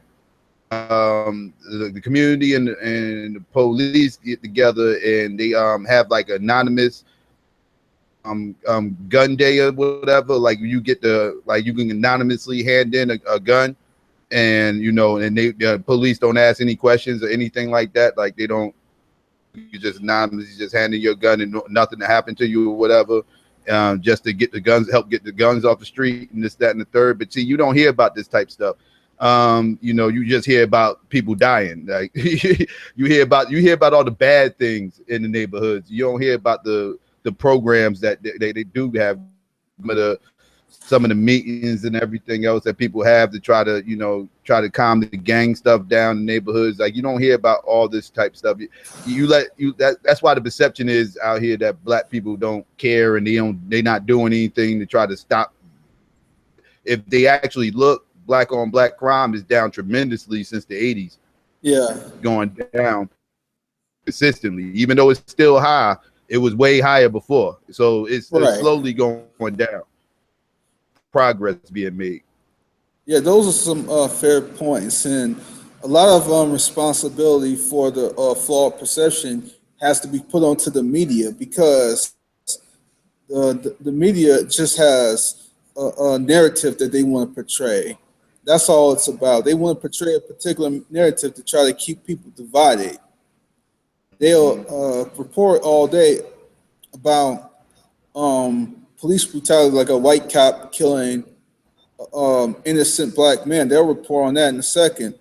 But like you rightly pointed out, they won't report on the people who are actively trying to, deal with these issues in the ghettos and in these low-income neighborhoods and projects and whatnot. There is a whole lot of attempt to be made to reach out to the youth to try to keep them out of these bad situations and to make a positive change in their environment. And there's a whole lot of positive stuff like this that does happen, and the media don't report on this. They don't want to report on this because they want to keep people thinking that basically blacks are just like the most savage group of people on the planet. And everybody is equally savage, okay? The whole issue is economics. Who gets That's what it reported is. I mean, yeah, who gets reported and who doesn't. Economics plays a huge role in it, because I mean, let's just face it, if black people was in a better situation, they wouldn't have no need to do half the stuff they do.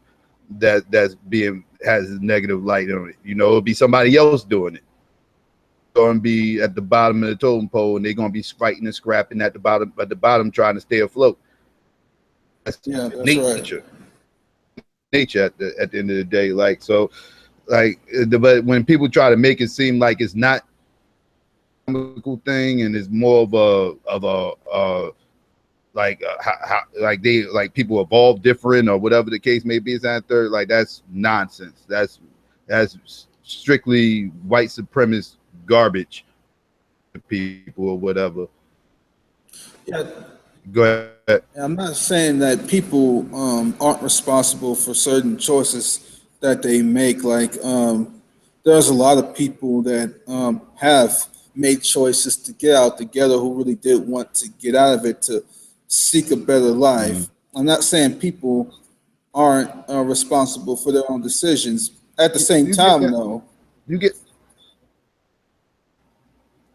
Oh yeah, I was just about to say, at the same time, though, that does not mean, in fact, that there aren't certain things that make that more difficult to happen, such as I mean, whatnot.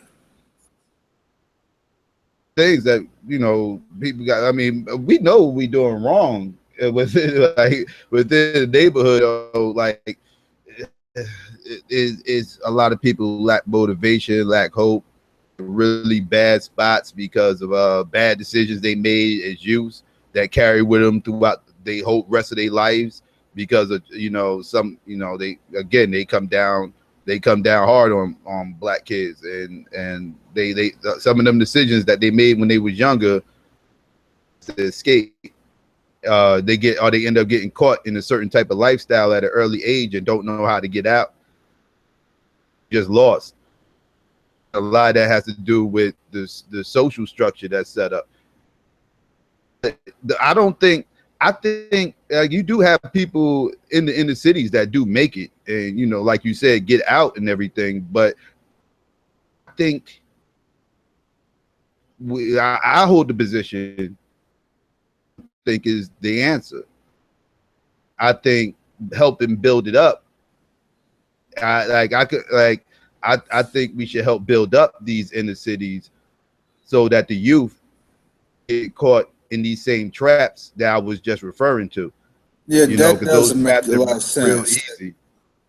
That If we're not taking care of the future, then we're not really taking care of the problem. We just kind of just we looked out for ourselves, but we left everybody else behind. It's kind of like we gotta look out, always focus on the youth because they're tomorrow. yeah, What I I'm saying? agree. Like they're the one. I agree. Yeah, you 100% spot on with that, man. Yeah. So I just feel like even if you do leave, I feel like all your businesses should be here. Is anything that you own or indulgence should be here within the community, so the economical system could get rebuilt and things can look better. People, families can start being together more. Because a lot of reasons why these families are broken up is over money issues. Yeah. It's a little bit better. Maybe these families can stay together a little bit longer, which will benefit the kids. You feel what I'm saying? And Yeah, I feel you. And the problems happen on a number of different fronts, like the media refusing to report on the positive things that do happen, and then on the other side of that, you got um, blacks who are trying to build in those communities, and then you have the other blacks within those communities trying to be on the stupid gang mentality, trying to squash positive things that people trying to build because they're trying to say that, whoa, you ain't down anymore. You so if you aren't down for yeah, whatever struggle that they talking about, they think that you trying to build is some sort of threat to um, whatever they think is their goals or whatnot. exactly. Because a lot of them not thinking is down the road. They only thinking next week. And Yep. that's why foot soldiers like myself got to stay on our grind to try to get to these lost brothers, because they lost. They need to be found, and they just need some direction. Then they need to learn where to put that energy that they got built up, some of that frustration they got built up. Here's a way. This, like, I understand this system's against us and everything else. I understand you're in a bad spot. I understand there's certain things that you might have done in the past that you think is going to hinder you in the future, to where you're not going to ever be able to make it. So like I said, I deal with a lot of different programs. My cousin's out in Brooklyn, running the program. She was actually on CSNBC last year, and she has a program where she tries to help out a lot of these young brothers who had little small infractions, kids or whatever, nothing serious, but like something like something stupid that they might have done as when they was kids, and try to help that get erased off their record. They can have a clean record when they go out here in the workforce. Stuff against them. So like it's certain things that people are doing trying to help. I think we just need a lot more of that from ourselves. I'm not even asking for white people to come and do nothing. No, we got to help ourselves at the end of the day. I'm not the dude that's going to sit up here, even though I know what type of system, and I know this system is not built for us, regardless of what people might try to tell you. This system is not built for us. Do it for ourselves, and we got to take responsibility for what it is we do and don't do, because if we not part of the solution, then we're part of the problem. Amen. And let me get your opinion on someone. What do you think of Tommy Sotomayor? What do you think of his views? I can't stand Tommy Sotomayor. I actually called to his show before. and went off on it. I didn't even call in to go off on him. I went in calm, like I normally do up in here, calm and everything else, trying to discuss things with him, and he's loud with me. He started straw manning me like he always do. He's king. If you listen to him, peep how much he straw mans everything. He straw mans everything. Logical. That it's real easy to be logical when you beating up straw men all day long. Like he straw mans sounds just like and slash Stormfront people where they just come up and bring like a cop to kill a black dude. Start talking about, well, what about black on black crime? It has nothing to do with that cop killing that black kid. That's a straw man. Let's talk about the issue was black on black crime. Then we could discuss black on black crime. But the issue isn't that. The issue is this cop killed this little kid and had no justified reason for doing so. We gotta discuss those things. So like he started trying to straw man me and everything else, and I ended up getting into it, and then he ended up muting me like a billion times and playing the tech. That's too bad, man. Yeah, because I'm gonna be real with you. I'm not gonna fake the funk. There's not too many things that I do disagree with him on. But I mean, if he did all that to you, that's really messed up. But I do believe that he really does want to. He really do want to help blacks, though. I really do believe he does. I don't know. I don't think he wants to help blacks. He wants to help his pockets. He's a narcissist. He's an egomaniac. He's in it for him. He's in it for the clicks. He's in it for the clicks. That's why he tackles the topics that he tackles and says some of the things he says. He says things for a reaction. Sometimes he gets the reaction he don't want, though. Sometimes, and that's when he starts turning comment sections off and disabling likes and dislikes. But like, don't get me wrong, some of the things he says is true. The problem is when you throw enough crap at the wall, eventually a couple of things are going to stick. And he just throws a ton of crap at the wall. And then a couple of things might stick, and he'll focus on the things that stuck. That's why I say he's a deflect.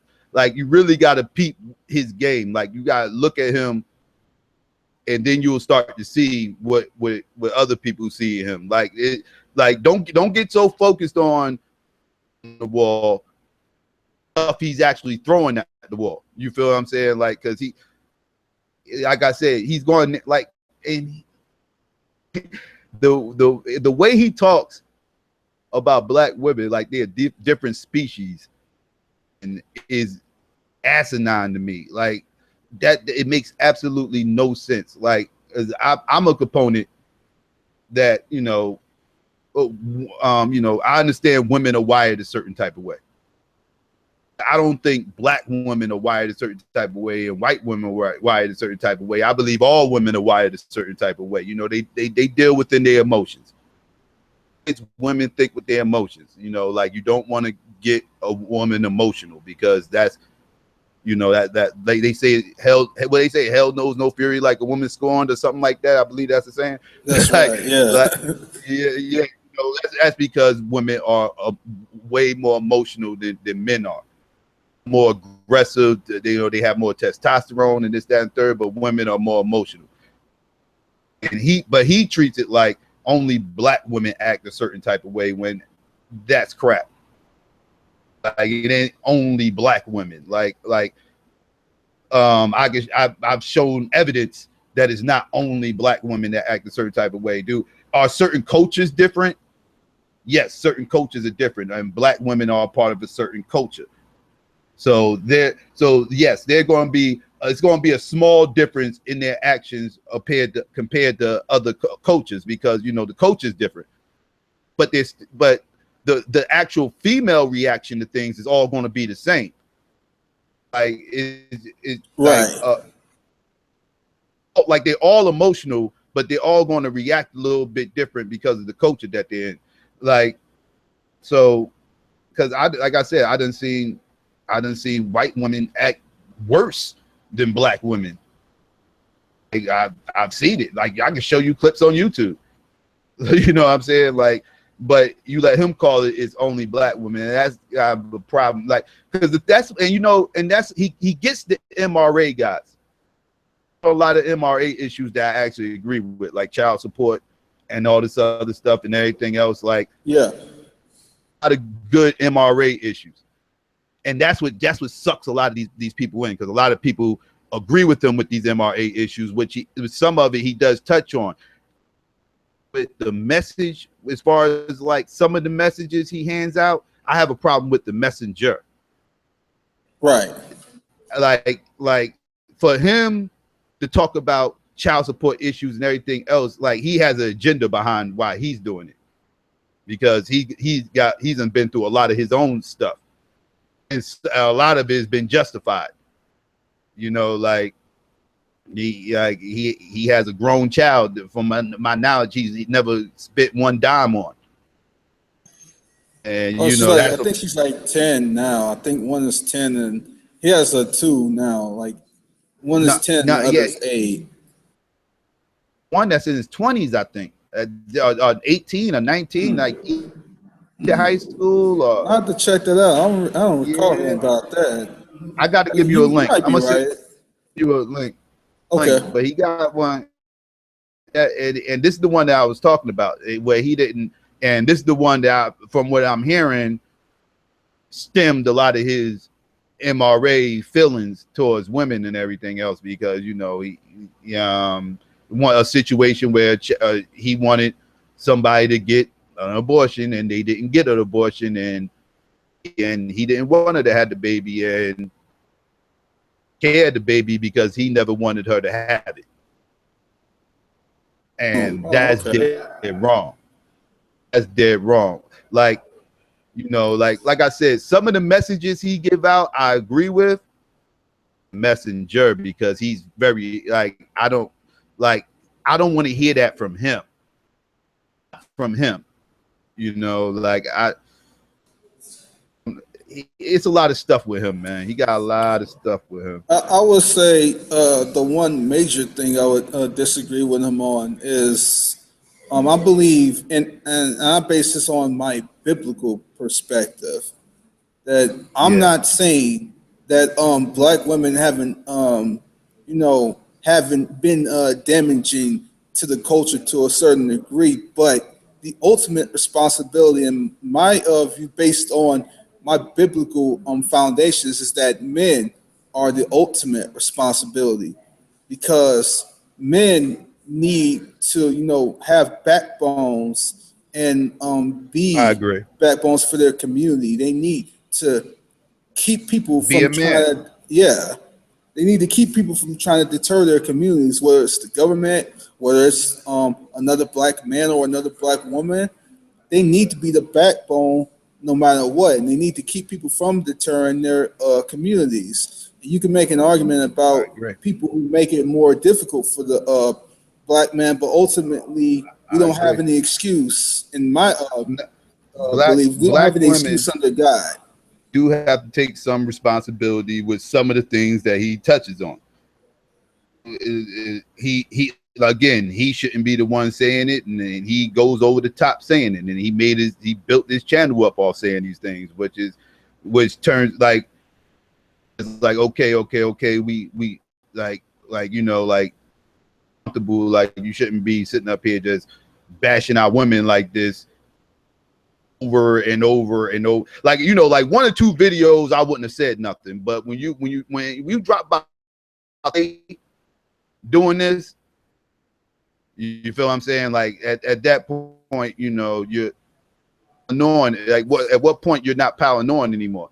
You know what I'm saying? But I agree, though, our women do have to take responsibility, and I do agree that men are wired to be providers and protectors, and women to snatch that away from a man, try to kind of like play this little power struggle game, and they, you know, I'm trying to walk on a fine line here, but But the I'll problem just is a say lot of like, men. The problem is there's a lot of men in the black community that are allowing this to happen. A lot of men are yeah, facilitating women being able to do this crap, and I think, in my personal theological beliefs, God is going to hold men to be the most accountable of all. And I think you can make an argument, even if you're not a Christian or whatever, I think you can make an argument that men should be held the most accountable, because it's not just the fact that women do these things, but the fact that there are other men who help facilitate women doing these things. And if men will be men yeah, and grow a backbone, then stop helping women facilitate doing these things agree. and be a Like, man I and remember just when the take over and take control. discussion came up a few weeks ago about the whole should a man defend himself against a woman, and I was saying, well, if you hold the position that at no point does a woman ever deserve to have a man defend himself against them, then problem, because you are enabling craziness that these girls think they can get away with. Like, I'm not saying that every situation deserves that or whatever. Again, I'm talking about self-defense here. I'm not talking about coming home from a bad day's work and then just putting on a wife beater, drinking a beer, and start beating up your wife. I'm not talking about that. I'm not talking about that guy.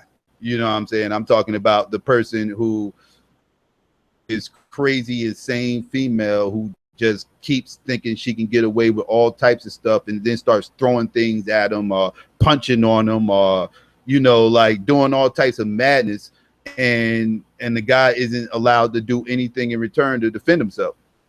This is why girls feel like they can act a certain type of way. Right.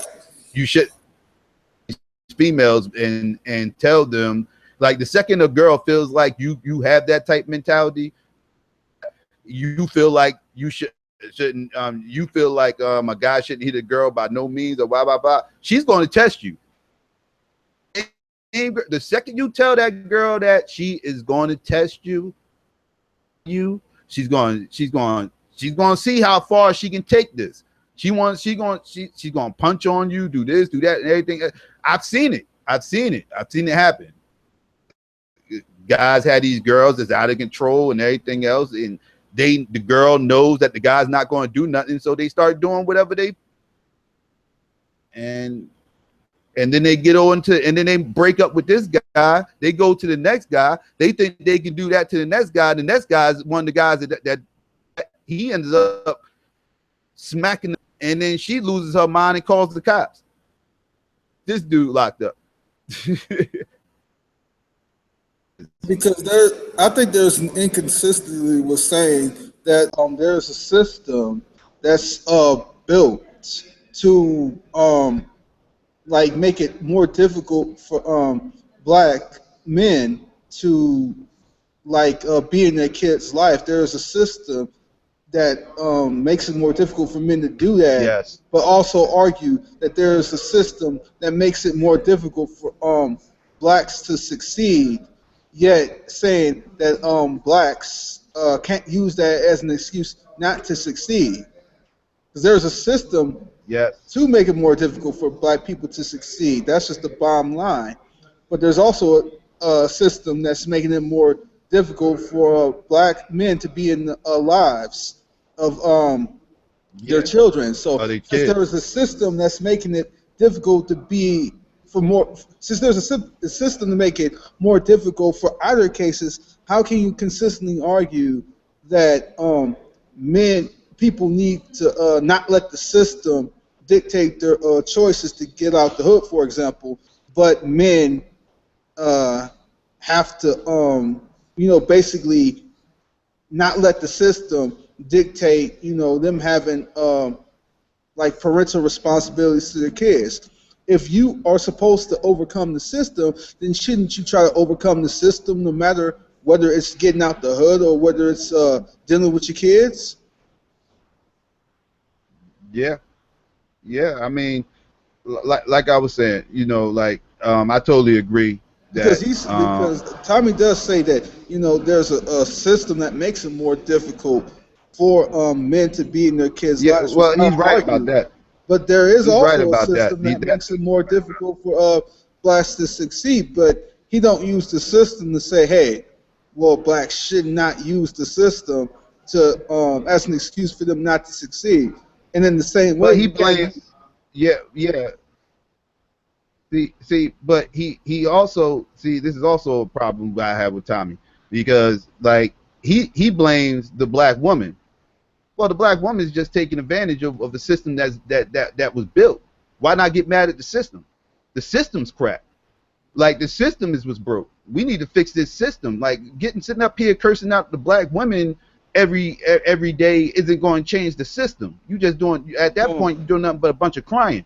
well, What the system what are wouldn't you have. going to do to change the system? He never The comes system with wouldn't have solutions for even. that. He never comes up with ideas for that. Well, the system wouldn't have gotten to the way it were if at some point in the beginning stages the black man did not if the black men would have stood up But and say we ain't gonna have this happen, then the system wouldn't have gotten to where it was today. So it's not you just gotta the fact that the understand black that women. system is Go that ahead. system wasn't built for the black woman. That system was built for white women.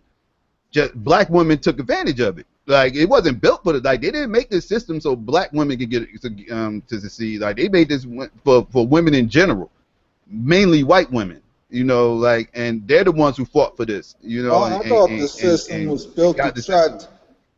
I thought the system was built to try to take the black man out the home because there was a thing Well, Black Wall Street at I one. was talking about well, yeah. I was talking about the child support. You talking about child support system and everything else? Like which system Oh, are you okay, talking about that's right what now? you're talking about. Oh, I was yeah, I was talking about child support. Which one was you talking about? My fault. the You was just system. talking about The system I was the talking about economical was structure. You talking about? well, yeah. That's well, yeah.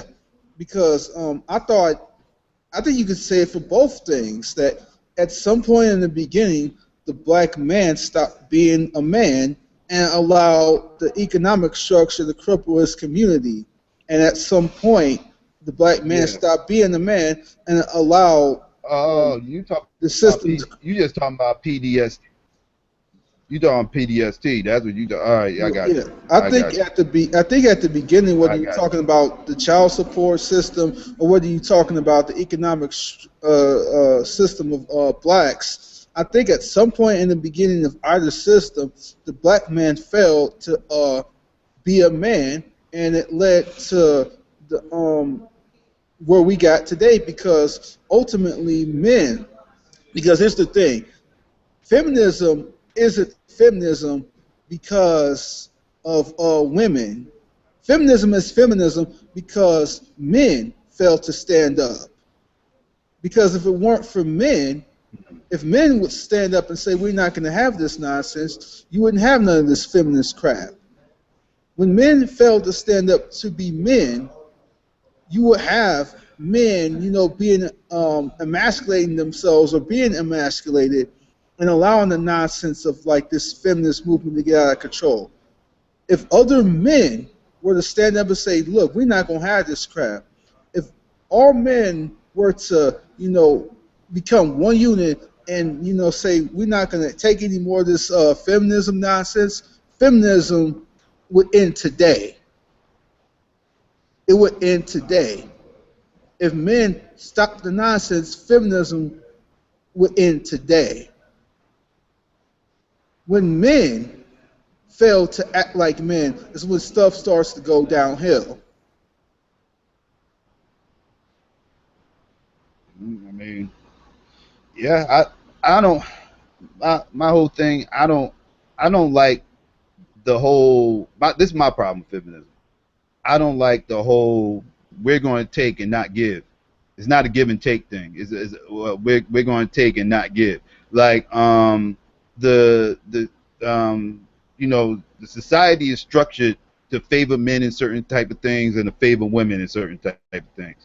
Now The women claim they want equal rights. They claim they want some of the things to be a little bit more of an even playing field that favor men. But the things that favor women, they don't want that to go to an even playing field. They want to keep the advantage there. So they pretty much they want to be above. At that point, you give me the impression that you want to be above men. Like how are you going to sit up here and take something from me, and then when I go to like it's not an even exchange. It's not even trade. Like you just take Exactly. it. You're just taking, but you're not giving back. Like what? Like let me. How come some of these child support laws can't come down some? How come men ain't allowed to get visitation rights do as much as they want? How come men aren't allowed to have? How come they not allowed to have full custody? How come it automatically goes to the female? How come this, that, and the third? Like how come every time a domestic called, it's automatically the guy's fault. It's never the girl's fault. How come like we need some give and take going on over here? Like some of the advantages that you have, you need to come up off that if you want some of the advantages that we have. And that that's the position that Right. I hold. If you want equal rights, let's make it equal, not special.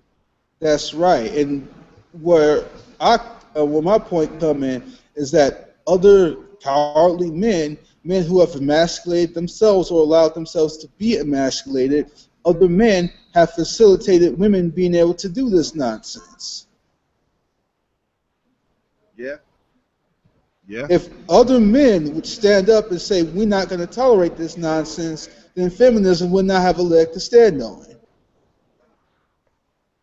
Because when has been, because like here's the thing, this is not a sexist point, it's just a fact of life, and even Tommy Sotomayor makes this point. He says like, when, hold on a sec, I gotta mute for a sec. Okay.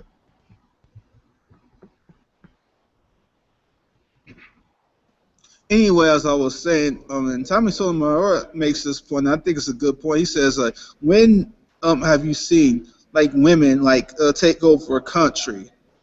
You've never seen it. Men take over countries, like men take down nations and do things to make a big change in the world. Women, you're not going to see women fighting wars and taking over countries. It's not going to happen. It's what men are doing, and this is not me being sexist or anything. It's just a fact of life. It's just the bottom line. So if men said, well, we're not going to have none of this feminist nonsense, if other men would stand up and say, we're not going to do this crap, just as men take over countries and make change, if men were to stand up and put a stop to this crap, feminism wouldn't run amok. It wouldn't. But men Yeah. have allowed themselves to be emotionally manipulated, and they have failed to be men, and feminism is out of control. And now you have women trying to establish supremacy and not equality because other men have failed to be men and said, no, we're not going to tolerate this nonsense. Mhm. Yeah, some of the stuff that they complain about is just out of control. Like it's like for real, seriously, like video games, like we're arguing over video games. Seriously, you got a problem with how a video game character is dressed. This is what we're talking about. Exactly. And I'm not saying that that women aren't doing sick things and women are not responsible. But really, how much power would these women have to say and do these things if men weren't helping them to do it? Hmm. Yeah. You got other men that fail to be men, and you got crap that gets so out of control. And that's why you Yeah. even have a lot of women who are going against feminism, because even women see it. A lot of I women know. are seen as to be as. Go ahead. Now I was about to say online, I've met more male feminists than female. To be honest with you. Thank you, and that's my point. Men are facilitating this crap, not women. Male emasculated men are facilitating this mess. There's a whole lot of freaking male feminists online. It's embarrassing.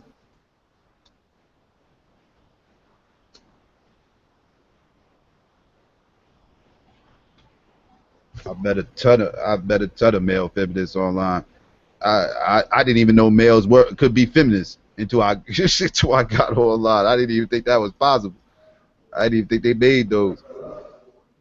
Oh yeah, you know what I think makes a male feminist is men who think they can fight on behalf of the feminist cause just so they can get a woman's pants. That's what I think it is, honestly.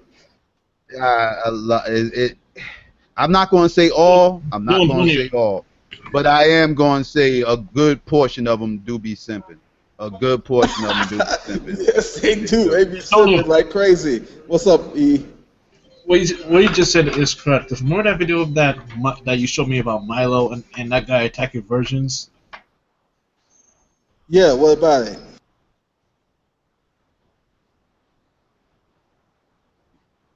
Yeah, Emmanuel. What about the video?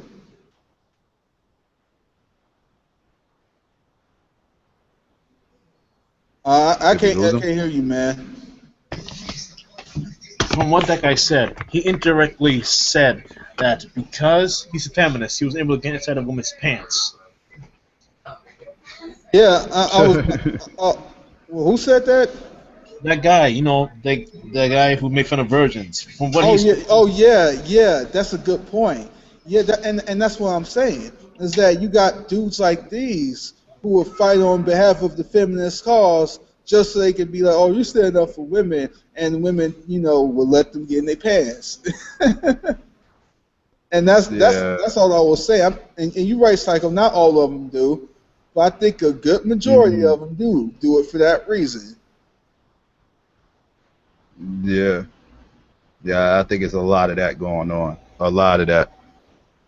So yeah, men will allow themselves to be de-emasculated just so they can be looked at to this male beacon of, oh, you support women so much, and then women will find that as an attractive quality and allow themselves and give themselves over because they think that's an attractive quality. I think that's the whole goal for a lot of these de-emasculated men is to try to use feminism as a means to to get in a You know. woman's bed. Go ahead. What's crazy is those are the same guys though that girls cheat on. Those are the same type of dudes that girls cheat on. Yep. Men who are de-emasculated and don't take control. Men who don't play the role of men because most women like men to be the one who takes control. That's how most women see men. Most women don't want men to be these freaking daisies and these sensitive freaking these oversensitive people, these these fitting dudes. Most women want dudes to be masculine. Most women want dudes to be alpha males, not these oversensitive feeling types. Hmm. You're right. You're right. Regardless of what they might say or lead on, like they always say, they want this type of guy and that type of guy, and they name this Mr. Perfect type of dude and everything else, and like then they get somebody who's close to that, and this that third, but he probably lacking like you said, that whole alpha male type of persona or whatever that really attracts women, because women are attracted to alphas by nature. Like they by nature they're wired to want to reproduce with an alpha. That's how they're wired. And Yep. they're gonna always pursue or have some type of interest in those guys deep down inside, whether they admit it or not. Well, at least the heterosexual ones, I should say. Exactly. Which is the overwhelming majority of them. And and just a little side note here. Don't you find it weird that even a lot of women who claim to be lesbians will, you know, talk about stuff like male sex toys and whatnot. Don't you find that kind of unusual? Yeah, well, yeah, I do. Like, yeah, I don't get like guys, gay guys. Well, like it's like it's it's all crazy to me. But well, not so, this is a crazy topic right here. Uh, yeah, I do find it odd that they use you know, male shaped body, fake body parts to get themselves off and everything else when they're supposed to be lesbians. I do find that odd. Yeah, it's like I was like, okay, you supposed to like women, but and like and I'm not saying because everybody didn't watch the pornography and didn't seen it.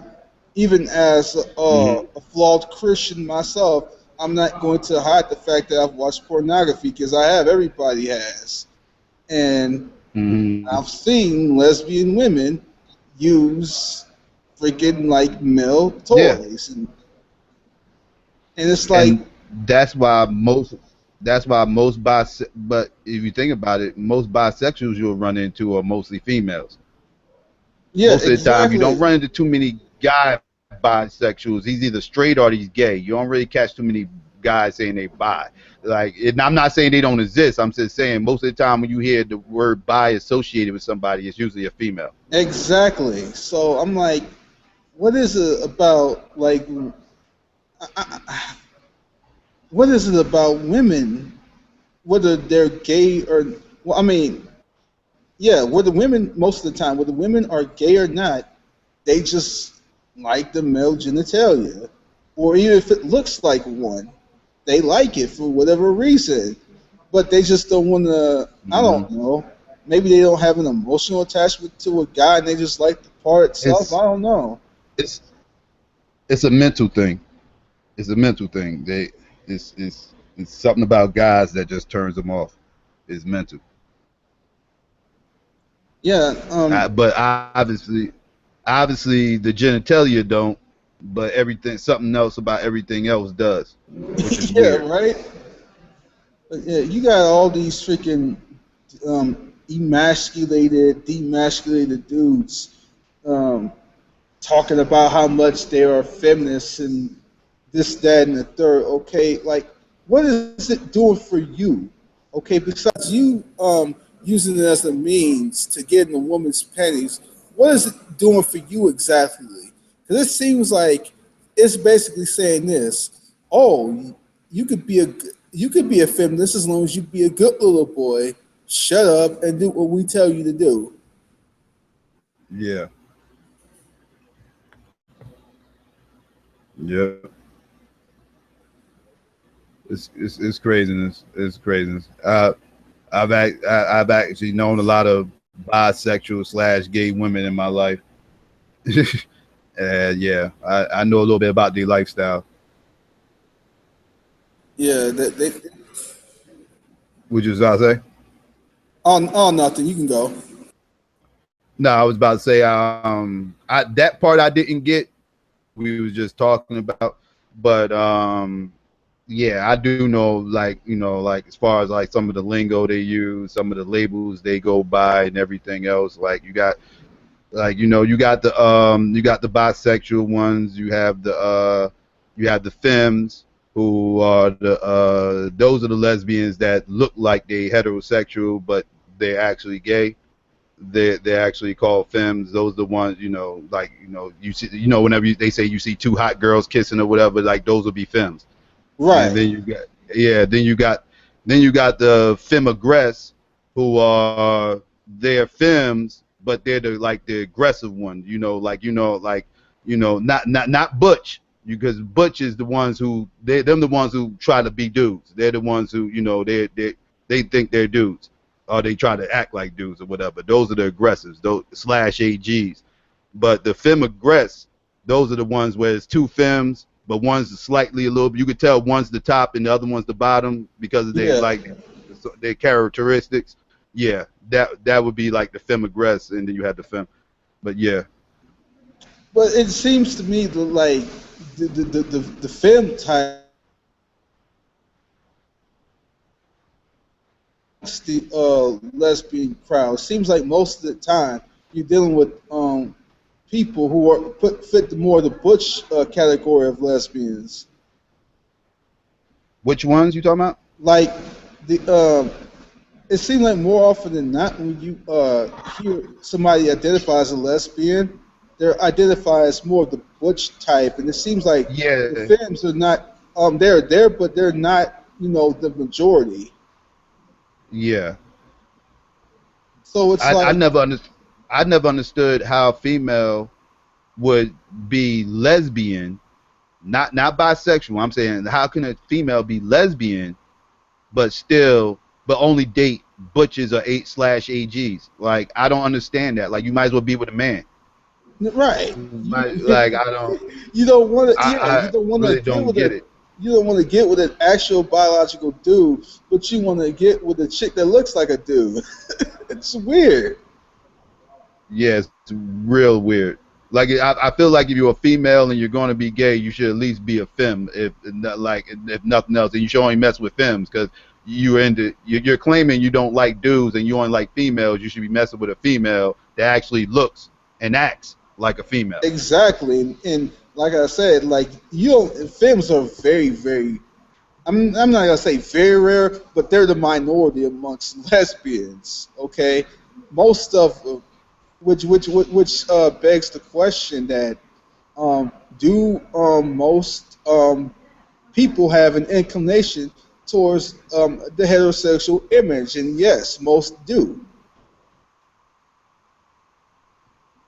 Yeah. What's going on, Beku? What's good, And man? what's Happy up? Memorial Day. What's up, man? Good to see you, Vecco. Hello, hello. Can you hear me? Yeah, yeah. Yeah, but what do you think about this whole thing of Vecco with like these like goofy, weird lesbians? Hold on one second. I got Faithful's trying to contact me on Skype. Hold on. There's something going on with your mic too, man. It's like really Yeah. like jagged. Yeah, I got a poor connection here. So let me hang up and try to get back in. Oh, okay. Okay.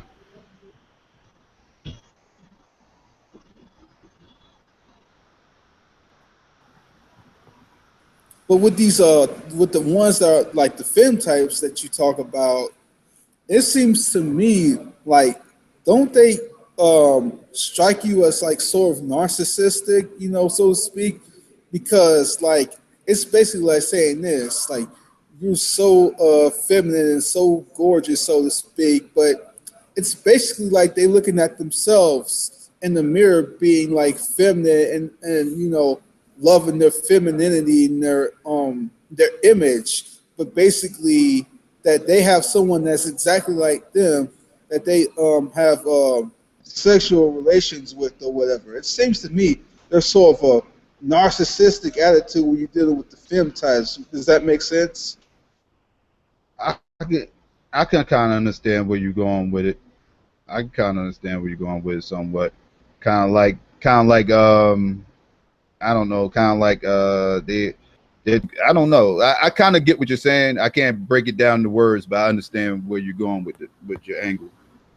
And yeah, I can see I can see how you came to that conclusion that way. But that's interesting.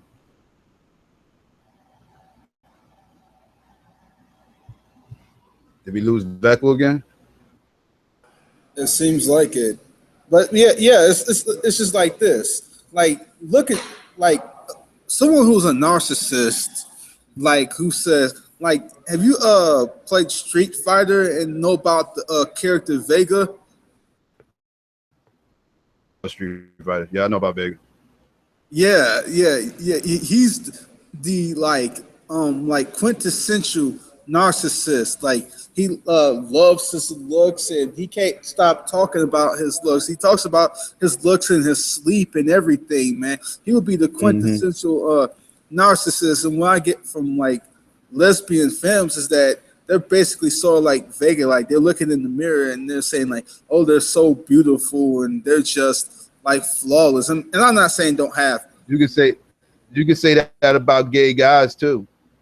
Oh Guys yeah, too. definitely, yes sir, that's right. Hmm.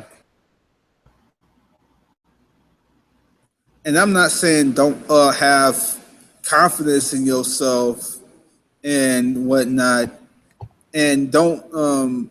I'm not saying have a low self esteem, but it just You seems in love with your body or your look so much that you want somebody that looks exactly like you, or you're going to try to find somebody that looks as much as like you as possible. That's how ex- much you're in love with yourself.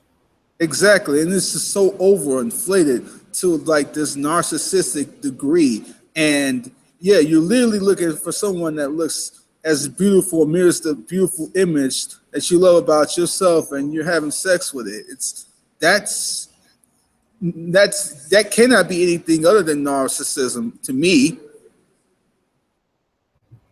Yeah, that's an because interesting way of looking at it. I never yeah, looked at it that way, but yeah, that's a real interesting way of looking at things. because could you imagine like if you were looking in if some a person like that was looking in the mirror, and then that person, that the reflection in the mirror actually came alive and came out the mirror, and then they had sex with that person that came out the mirror that looks exactly like them, that would that would strike me as like so narcissistic, because you are so absorbed in yourself, and you find somebody else that looks that fits these feminine features that you love so much about you. Oh, you got like great lips, or you have like nice hair, or you have nice breasts or whatever. And the fem types, I'm not saying that they're necessarily narcissistic, but those who are fem, I don't know. I don't get anything. I don't know. I can't get anything but sort of a narcissistic element from it. I mean, I don't know how you would not be narcissistic if you're a fem type, or conversely, like you said, with dudes.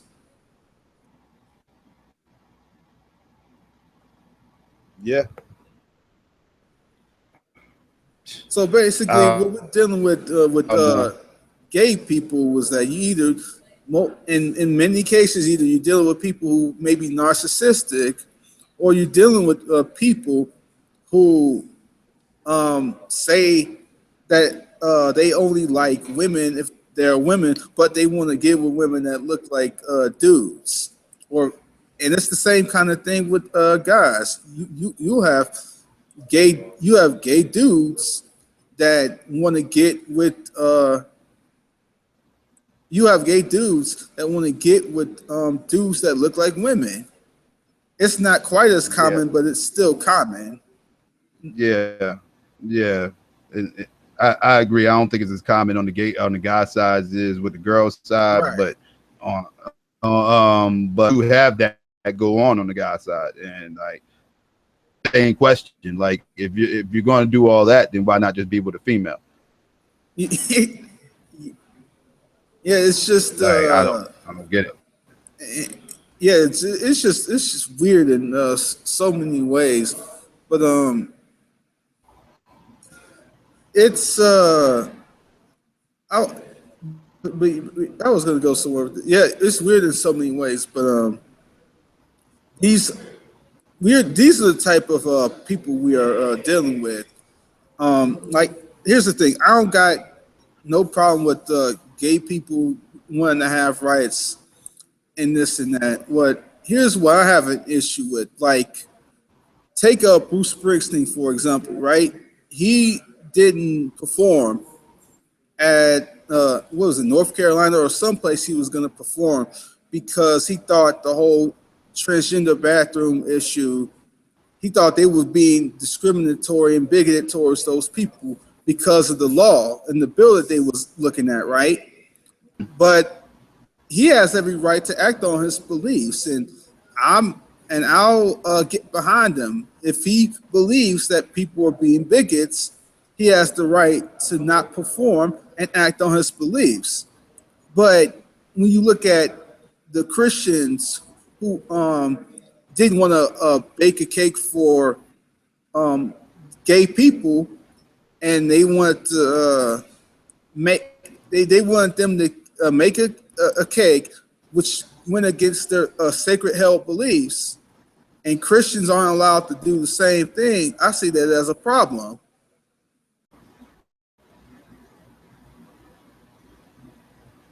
Yeah. I mean, yes. So if Christians, cannot act on their beliefs and say, "Hey, I don't hate gays. It ain't nothing like that," but I cannot, make the kind of cake that you're asking me to because it goes against my sacred held beliefs. So I refuse to perform this service that goes against my sacred held beliefs. But that was the same thing that Bruce Springsteen did. He was saying that, well, this to perform at this place would for me to be going against certain beliefs that I have. He was allowed to refuse service to perform a concert, but the Christians weren't allowed to refuse service to bake a cake. I don't see that's just hypocrisy to me. Well, the whole cake thing, like that should be a personal choice for the business owner. The business owner feels like, that it's something that they don't feel comfortable doing, and they shouldn't have to do it. It shouldn't be a law that says that you have to make a cake. It's a cake. Make the cake. Somebody else go somebody else and have them make the cake. It's not that, it's not rocket science. I did have an issue with the Kentucky, with the not wanting to sign the papers and everything else, because she worked for the state, and that come down to her doing her job. Like that's in her job description. Like she was supposed to either do it. If it was that serious that it really went against your religious views and you really didn't want to do it because you felt like it accommodated you in some type of way, then that's when it's time to step down. If you wanted to keep your job and everything's down and third, then you have to do that whether it goes against your religious views or not. So, but she wanted to eat a cake, and she wanted to have a cake and eat it too, and I had a problem with that. Yeah, I see the point behind what you were making. I think there was some other arguments that were given. Was they were trying to say that that the way that the Supreme Court passed the law was like unconstitutional. They were trying to appeal to the law of the state. But I mean, here's the bottom line. What do you think? We can argue about whether what the Supreme Court did was constitutional or unconstitutional, but the bottom line is that the ruling that they made allowed gay marriage to be passed in all 50 states, which overrides any state laws that there are. So even if there was a state law, it wouldn't necessarily be overrode by the decision. Now, again, we could debate on whether the decision itself was constitutional or based on any sound constitutional merits. We could talk about that. We could have a discussion about that. But the ruling itself was made. So you cannot use the state as a means to say, well, the state law said this, so she could argue this. No, I mean, the Supreme Court, with the Supreme Court ruling and what was ruled on overrides what the state says. And that's just the bottom line. Again, you know me as a Christian that I don't agree with homosexuality at all. I believe it's a sin just like many other sins. But if you were looking at this from the standpoint of the rule of law, I don't really see how she had a case to stand on. Yeah, exactly. Like, right is right, wrong is wrong. Like, and again, somebody who said, if it goes against your religious beliefs that strongly, you just couldn't do it. but it was a part of your job description and you work for the state, it's time to step down. If it's going to bother you that much, you know, like Yeah, yeah, and what I would and now what I would have suggested was that okay, then if we think that it was a bad ruling or a messed up ruling, then you should want to deal with it on a cultural level. If you truly believe it was a bad ruling, like I do, then the way to address it is on the cultural level. You want to try to reach people culturally to try to address the law, because I mean you're not yep, going to get policy changed if I mean here's the thing: cultural change is what implements policy change. What the culture thinks is going to be policy 99% of the time. So if there's a shift in the culture, then that's going to affect laws and policies. So if you really want to make a case that what they did was messed up, then you need to try to reach people on the cultural level and make your case, so you can implement the sort of appropriate change to say, okay, this person is making their case, and the culture as a whole can see your point. That would more effectively make change in laws if you argue it on a cultural level. I think the problem with a lot of people is that they try to just focus on just changing certain laws and whatnot, but they're not working on addressing the culture. Because you can work on, you can have a perfectly sound basis to argue a certain point, but if the culture doesn't see the point that you're making, then you're not going to be able to really change anything. Like the reason why this was able to gay marriage was able to get passed is because the culture changed over the years. That can't be argued. The culture changed, and most people felt like that it should be legal. People were reached on the cultural level when the law changed. So you gotta reach yeah.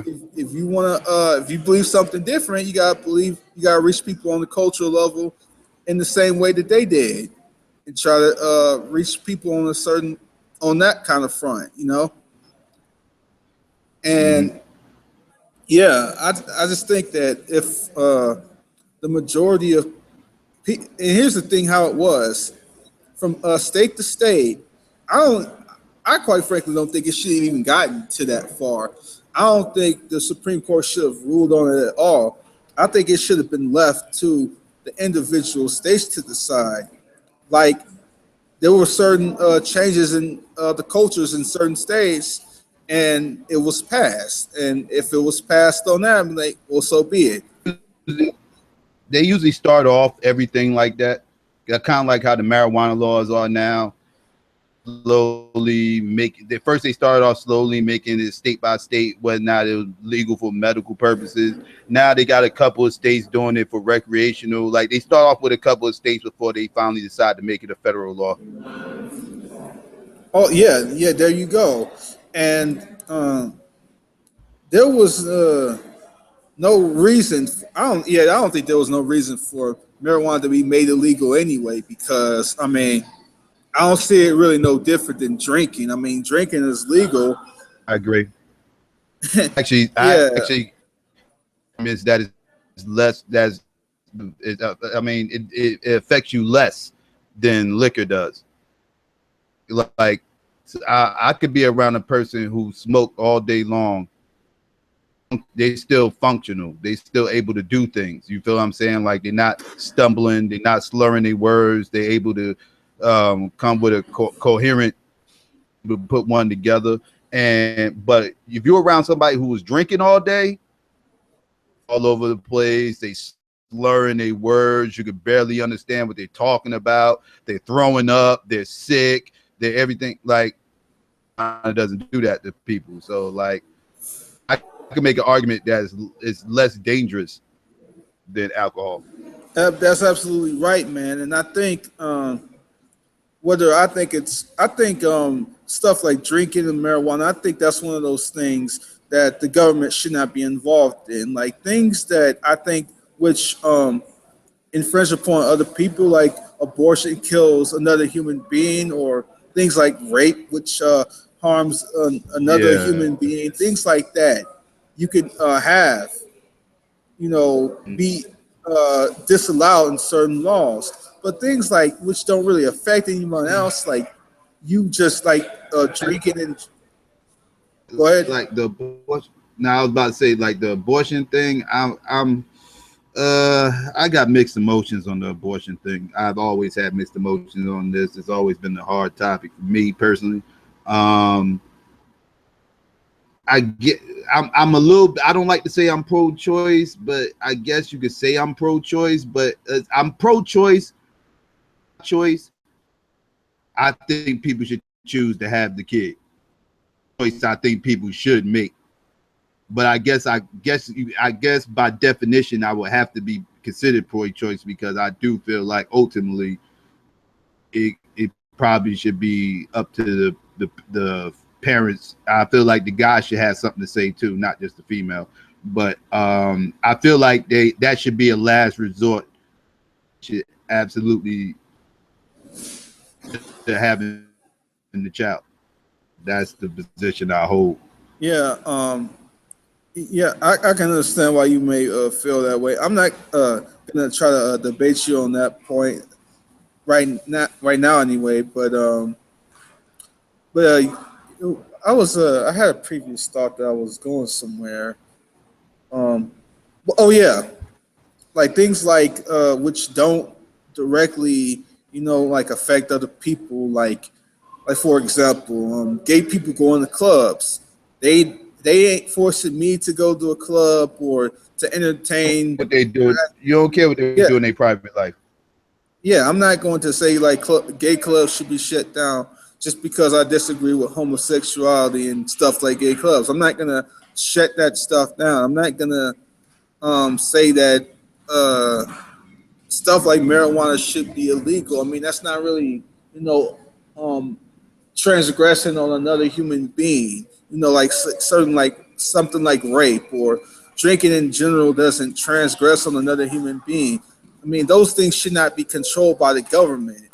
And my issue is we have stuff that don't directly affect other human beings that are like controlled by the government. I think that's a serious problem. And that was my whole argument about stuff like gay marriage and whatnot. I felt like there was a whole lot of really bad context behind the ruling, and it basically put the federal government, as the arbiter of what marriage is, and I thought that was like really really bad because I think if the government is in control of that definition, then they can change it as they want to see fit. That's always going to be an issue whenever something comes up where it's religion versus something versus the ideal or something along those lines. System is going to end up getting involved some type of way because that's always going to be an issue because people always have their beliefs and they stand firm to them. Allowed to in this country, you're supposed to have freedom of religion, and so a lot of people are allowed to do certain things. Like at my job, office or whatever, this, that, and third. It's a big office area. You're supposed to take your hats off if you had a hat on or whatever. If you're religious, you're allowed to keep it on because your belief systems or whatever, this, that, and third. That always messed me up. But but whatever, I digress. I'm just giving this as a little example. Like you're allowed to do certain things in this country, based off your religion. And situation where it's religion versus something else, the federal government is eventually going to get involved. Kind of like teaching evolution in the classrooms. Like that became a big deal, because Right. it became religion, intelligent design versus evolution. That's what it became, Yeah, because people are always going to stand firm for their religion, and they always going to use their right to freedom of religion. And you got other people that saying that, well, that you can do that, but contradicting what was going on here and everything else, and then it's a clash, and then you going to have to go to courts to figure out who's right or wrong in the situation. Yeah, Muhammad I agree with Ali. that. Some, Muhammad Ali is another example when when they tried to draft him. That was against his religious beliefs. He didn't. It was against his religious beliefs to join the war. Yeah, he lost a good chunk of his prime of his career courts for years over that, and he finally won the draft. But they was trying to draft him to go into Vietnam, and he fought them for about 3 years. He lost like 3 years of his prime. well, dang, I didn't even know about that, man. Oh yeah, because he had convert. Ali won the title in '64, I want to say, or was it '62? I want to say '64. I could be wrong. I think it was '64 though. He won the title, and right after he won the title is when he announced his name was Cassius Clay. That was his birth name, and then he changed his name Muhammad Ali shortly after he won the title, and announced that he was a Muslim and he was down with the Nation of Islam. And right after that, not too long after that, the public had a problem with him at the time because Muslims was frowned upon and everything and looked at as a hate group. So what happened was they actually, I guess they figured, well, we'll show him, like they sat up there and they tried to draft him to go into Vietnam, pretty much just to get him out the public eye because they didn't want a militant black guy in the public eye, especially at the time with all the race tensions going on in the '60s. So they tried to draft him. He went to go take the draft oath, and he did not. He never took the oath. They tried to force him to take the oath. He wouldn't take it, and then they arrested him, and then he had to go to court for like I said, about 3.5 years or something. He was going back and forth to court, fighting them not to get drafted, and he, like I said, he lost like three years and some change of his prime, going back and forth. He lost his boxing license. He couldn't box anywhere. He couldn't make money. He lost a ton of cash, and yeah. Dang, yeah, that's not right, man. That's wow. Didn't even know that. Mm-hmm. Mm-mm-mm. But That's yeah, disgusting, man. that's another situation where religion was came into clash into the federal courts or whatever, like somebody's religious beliefs going against what the land of the Lord, the law of the land is. Excuse me.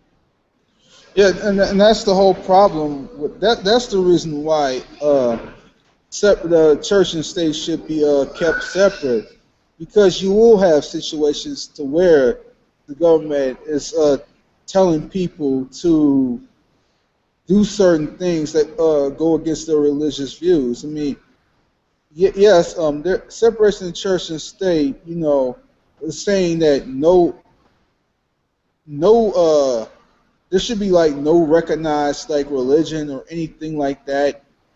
But at the same time, it's not meant to interfere on people's religion either. It's merely to keep them separate. A lot of people seem to think it's the idea that well, it was meant to say that Christianity cannot be implemented into law, and that's literally all it means. Which, to a degree, I agree with that. You can't have Christianity as like the religion recognized in law.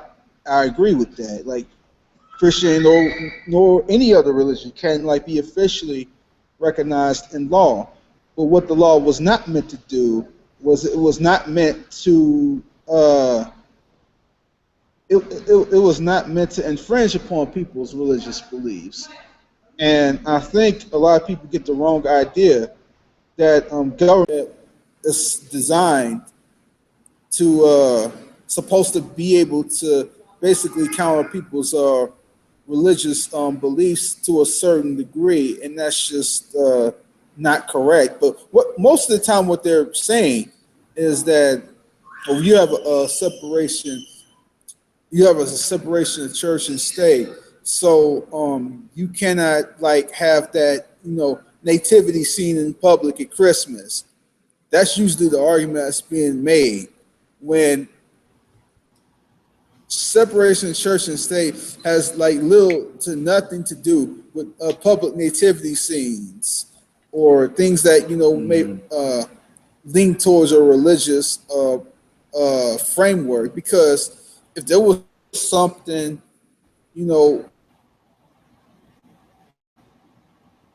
public, there would be nothing wrong with that. Like if people had certain property licensed and they want to have sort of an atheist sort of thing in public, they could do that.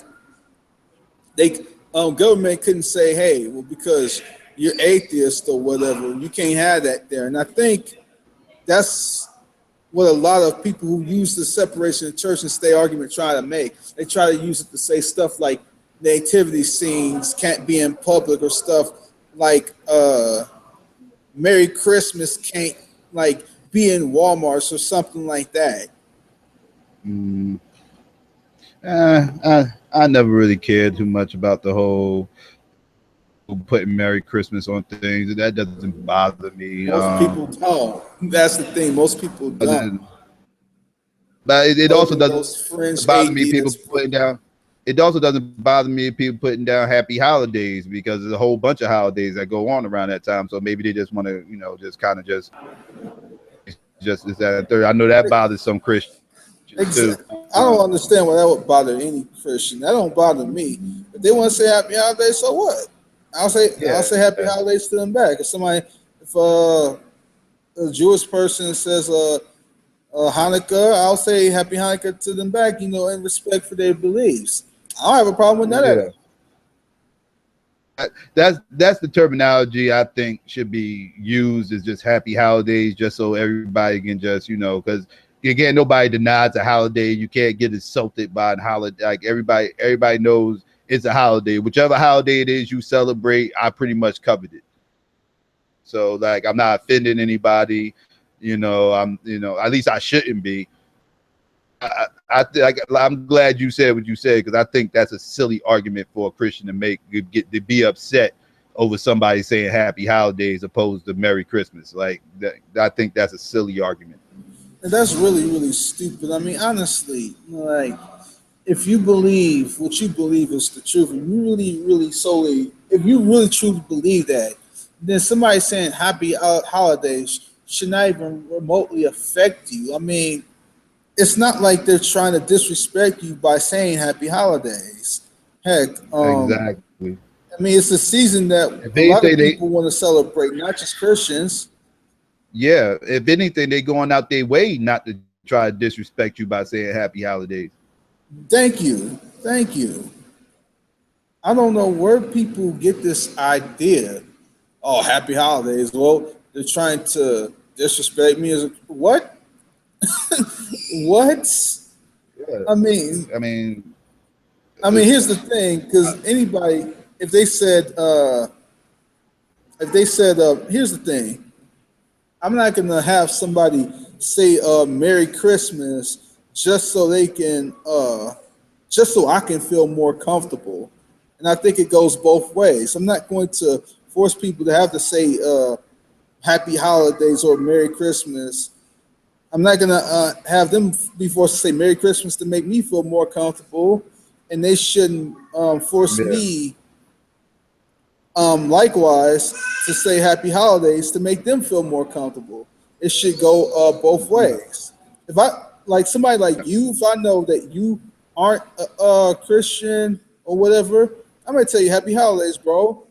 Just in respect to your personal beliefs, although you don't care either way. I wouldn't care. Yeah, I'm about to say I would Merry Christmas, like that wouldn't bother me. I don't get offended by that.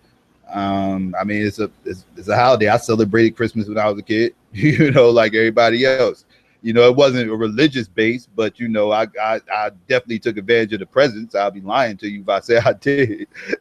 Yeah, right. Exactly, man. Most of us have, man. All the pagan beliefs and everything else, and you know, the Christmas tree and all that, everything. You know, Yeah, just want to see it get lit up. yeah, yeah. And that's another thing, man. Like I know that there's a lot of pagan roots behind what we see in the current Christian holiday. I know that, but as a Christian Mhm. myself, that's not the reason why I celebrate Christmas. I celebrate Christmas because I truly believe it's a time to where we can honor Jesus Christ, not because I'm trying to do what pagans did behind celebrating the holiday. And I think, No, stuff I like understand. gifts and fellowships and whatnot can do that. And then you have these French Christians that try to be like, if Christians celebrate Christmas, then they're doing something evil and pagan. Like, no, that's ridiculous. Yeah, And that's another thing when I get these people who these people who claim to be believers who try to act like a more holier than thou and whatnot. And there have been times to where I say, man, brother Cycle, man, I don't have people like you who tend to act more Christian like than a lot of so-called believers do. I could see how you can think that because it's some I just ran some weird theists. Like I'll be like, wow, you're a Christian? Okay, like so Like, out for being a Christian, you know, it's a problem. I should call about being a Christian. Like it's a problem. yeah, dude, man, I think I have more of a problem with self-righteous Christians than I have with like laid-back, cool atheists such as yourself. Or, I mean, I wouldn't have a problem with anybody laid back and cool. What I mean is, I tend to take more of an issue with people who claim to be believers and more holier than now than I would with like atheists who are like trying to mock religion, for example. Because I think it's there's a whole lot of believers who have done really really messed up things that have caused people to leave the faith, and I have more of a problem with believers who have caused people to doubt the faith than I do atheists. Because there are certain Yeah, atheists that I expect to, you know, try to cause problems. And you're not one of those who I think are causing problems. But there are like certain atheists which, okay, this person's an atheist. They think religion is the scum of the earth and all this other stuff. They're going to cause problems. I expect that. But what I don't understand and what I don't like is when people who claim to be believers do stupid stuff to make it harder for believers like me to like tell the message of the to gospel. validate some of like when you see certain people validate some of the atheist complaints about theists or whatever.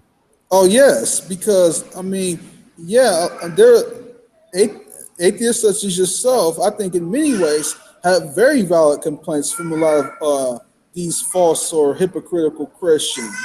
I can see why you would why there are a lot of atheists out there who find believers to be problematic. I can understand that because there are a lot of hypocritical Christians and who will do certain things to like act like they're holier than thou. They'll try to treat Yeah, I understand what you're saying though. they'll Like, treat people like the yeah. lowest scum on the earth, like those Westboro types, for example. Be like God hates fags and Oh man. Yep. trying to necessarily Yep. condemn every single person to hell. And here's the thing, man. Here's what I believe as a Christian. I believe as a Christian that if you aren't saved, then hell is the destination that you'll be going to.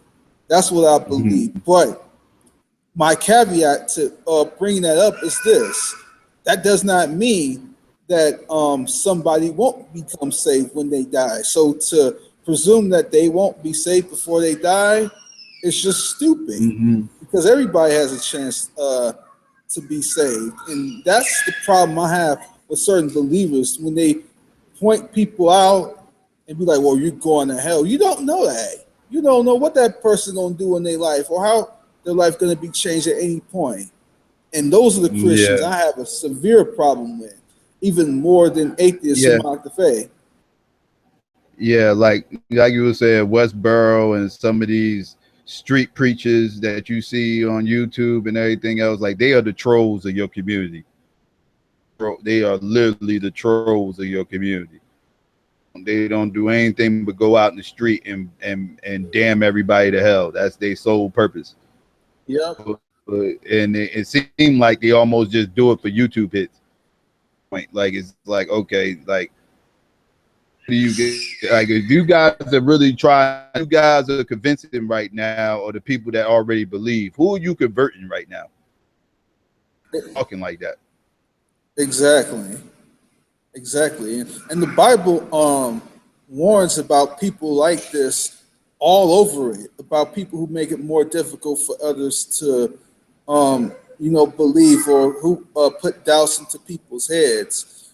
The judgment for um, proclaimed believers is going to be even more severe than the judgment for unbelievers. And scripture makes that very evidently clear. Mm-hmm. People who act like they are believers are going to be more harshly judged than those who are non-believers. And I think there's a very good basis as to say that, because you claim to believe and you making it difficult for people to believe. I think that does merit a harsher punishment than somebody who had doubts and just didn't come to a belief in the faith. Mm-hmm. Yeah, I can see how you feel that way. But I'm about to go ahead and end this thing up, man. Thanks for coming by, Psycho. Doubt, man. This is a Good great talking to you. discussion. Rest of your Memorial Day. You there? You cut out a little. Oh, he's gone. But well, thanks for watching, everybody. Happy Memorial Day. God bless.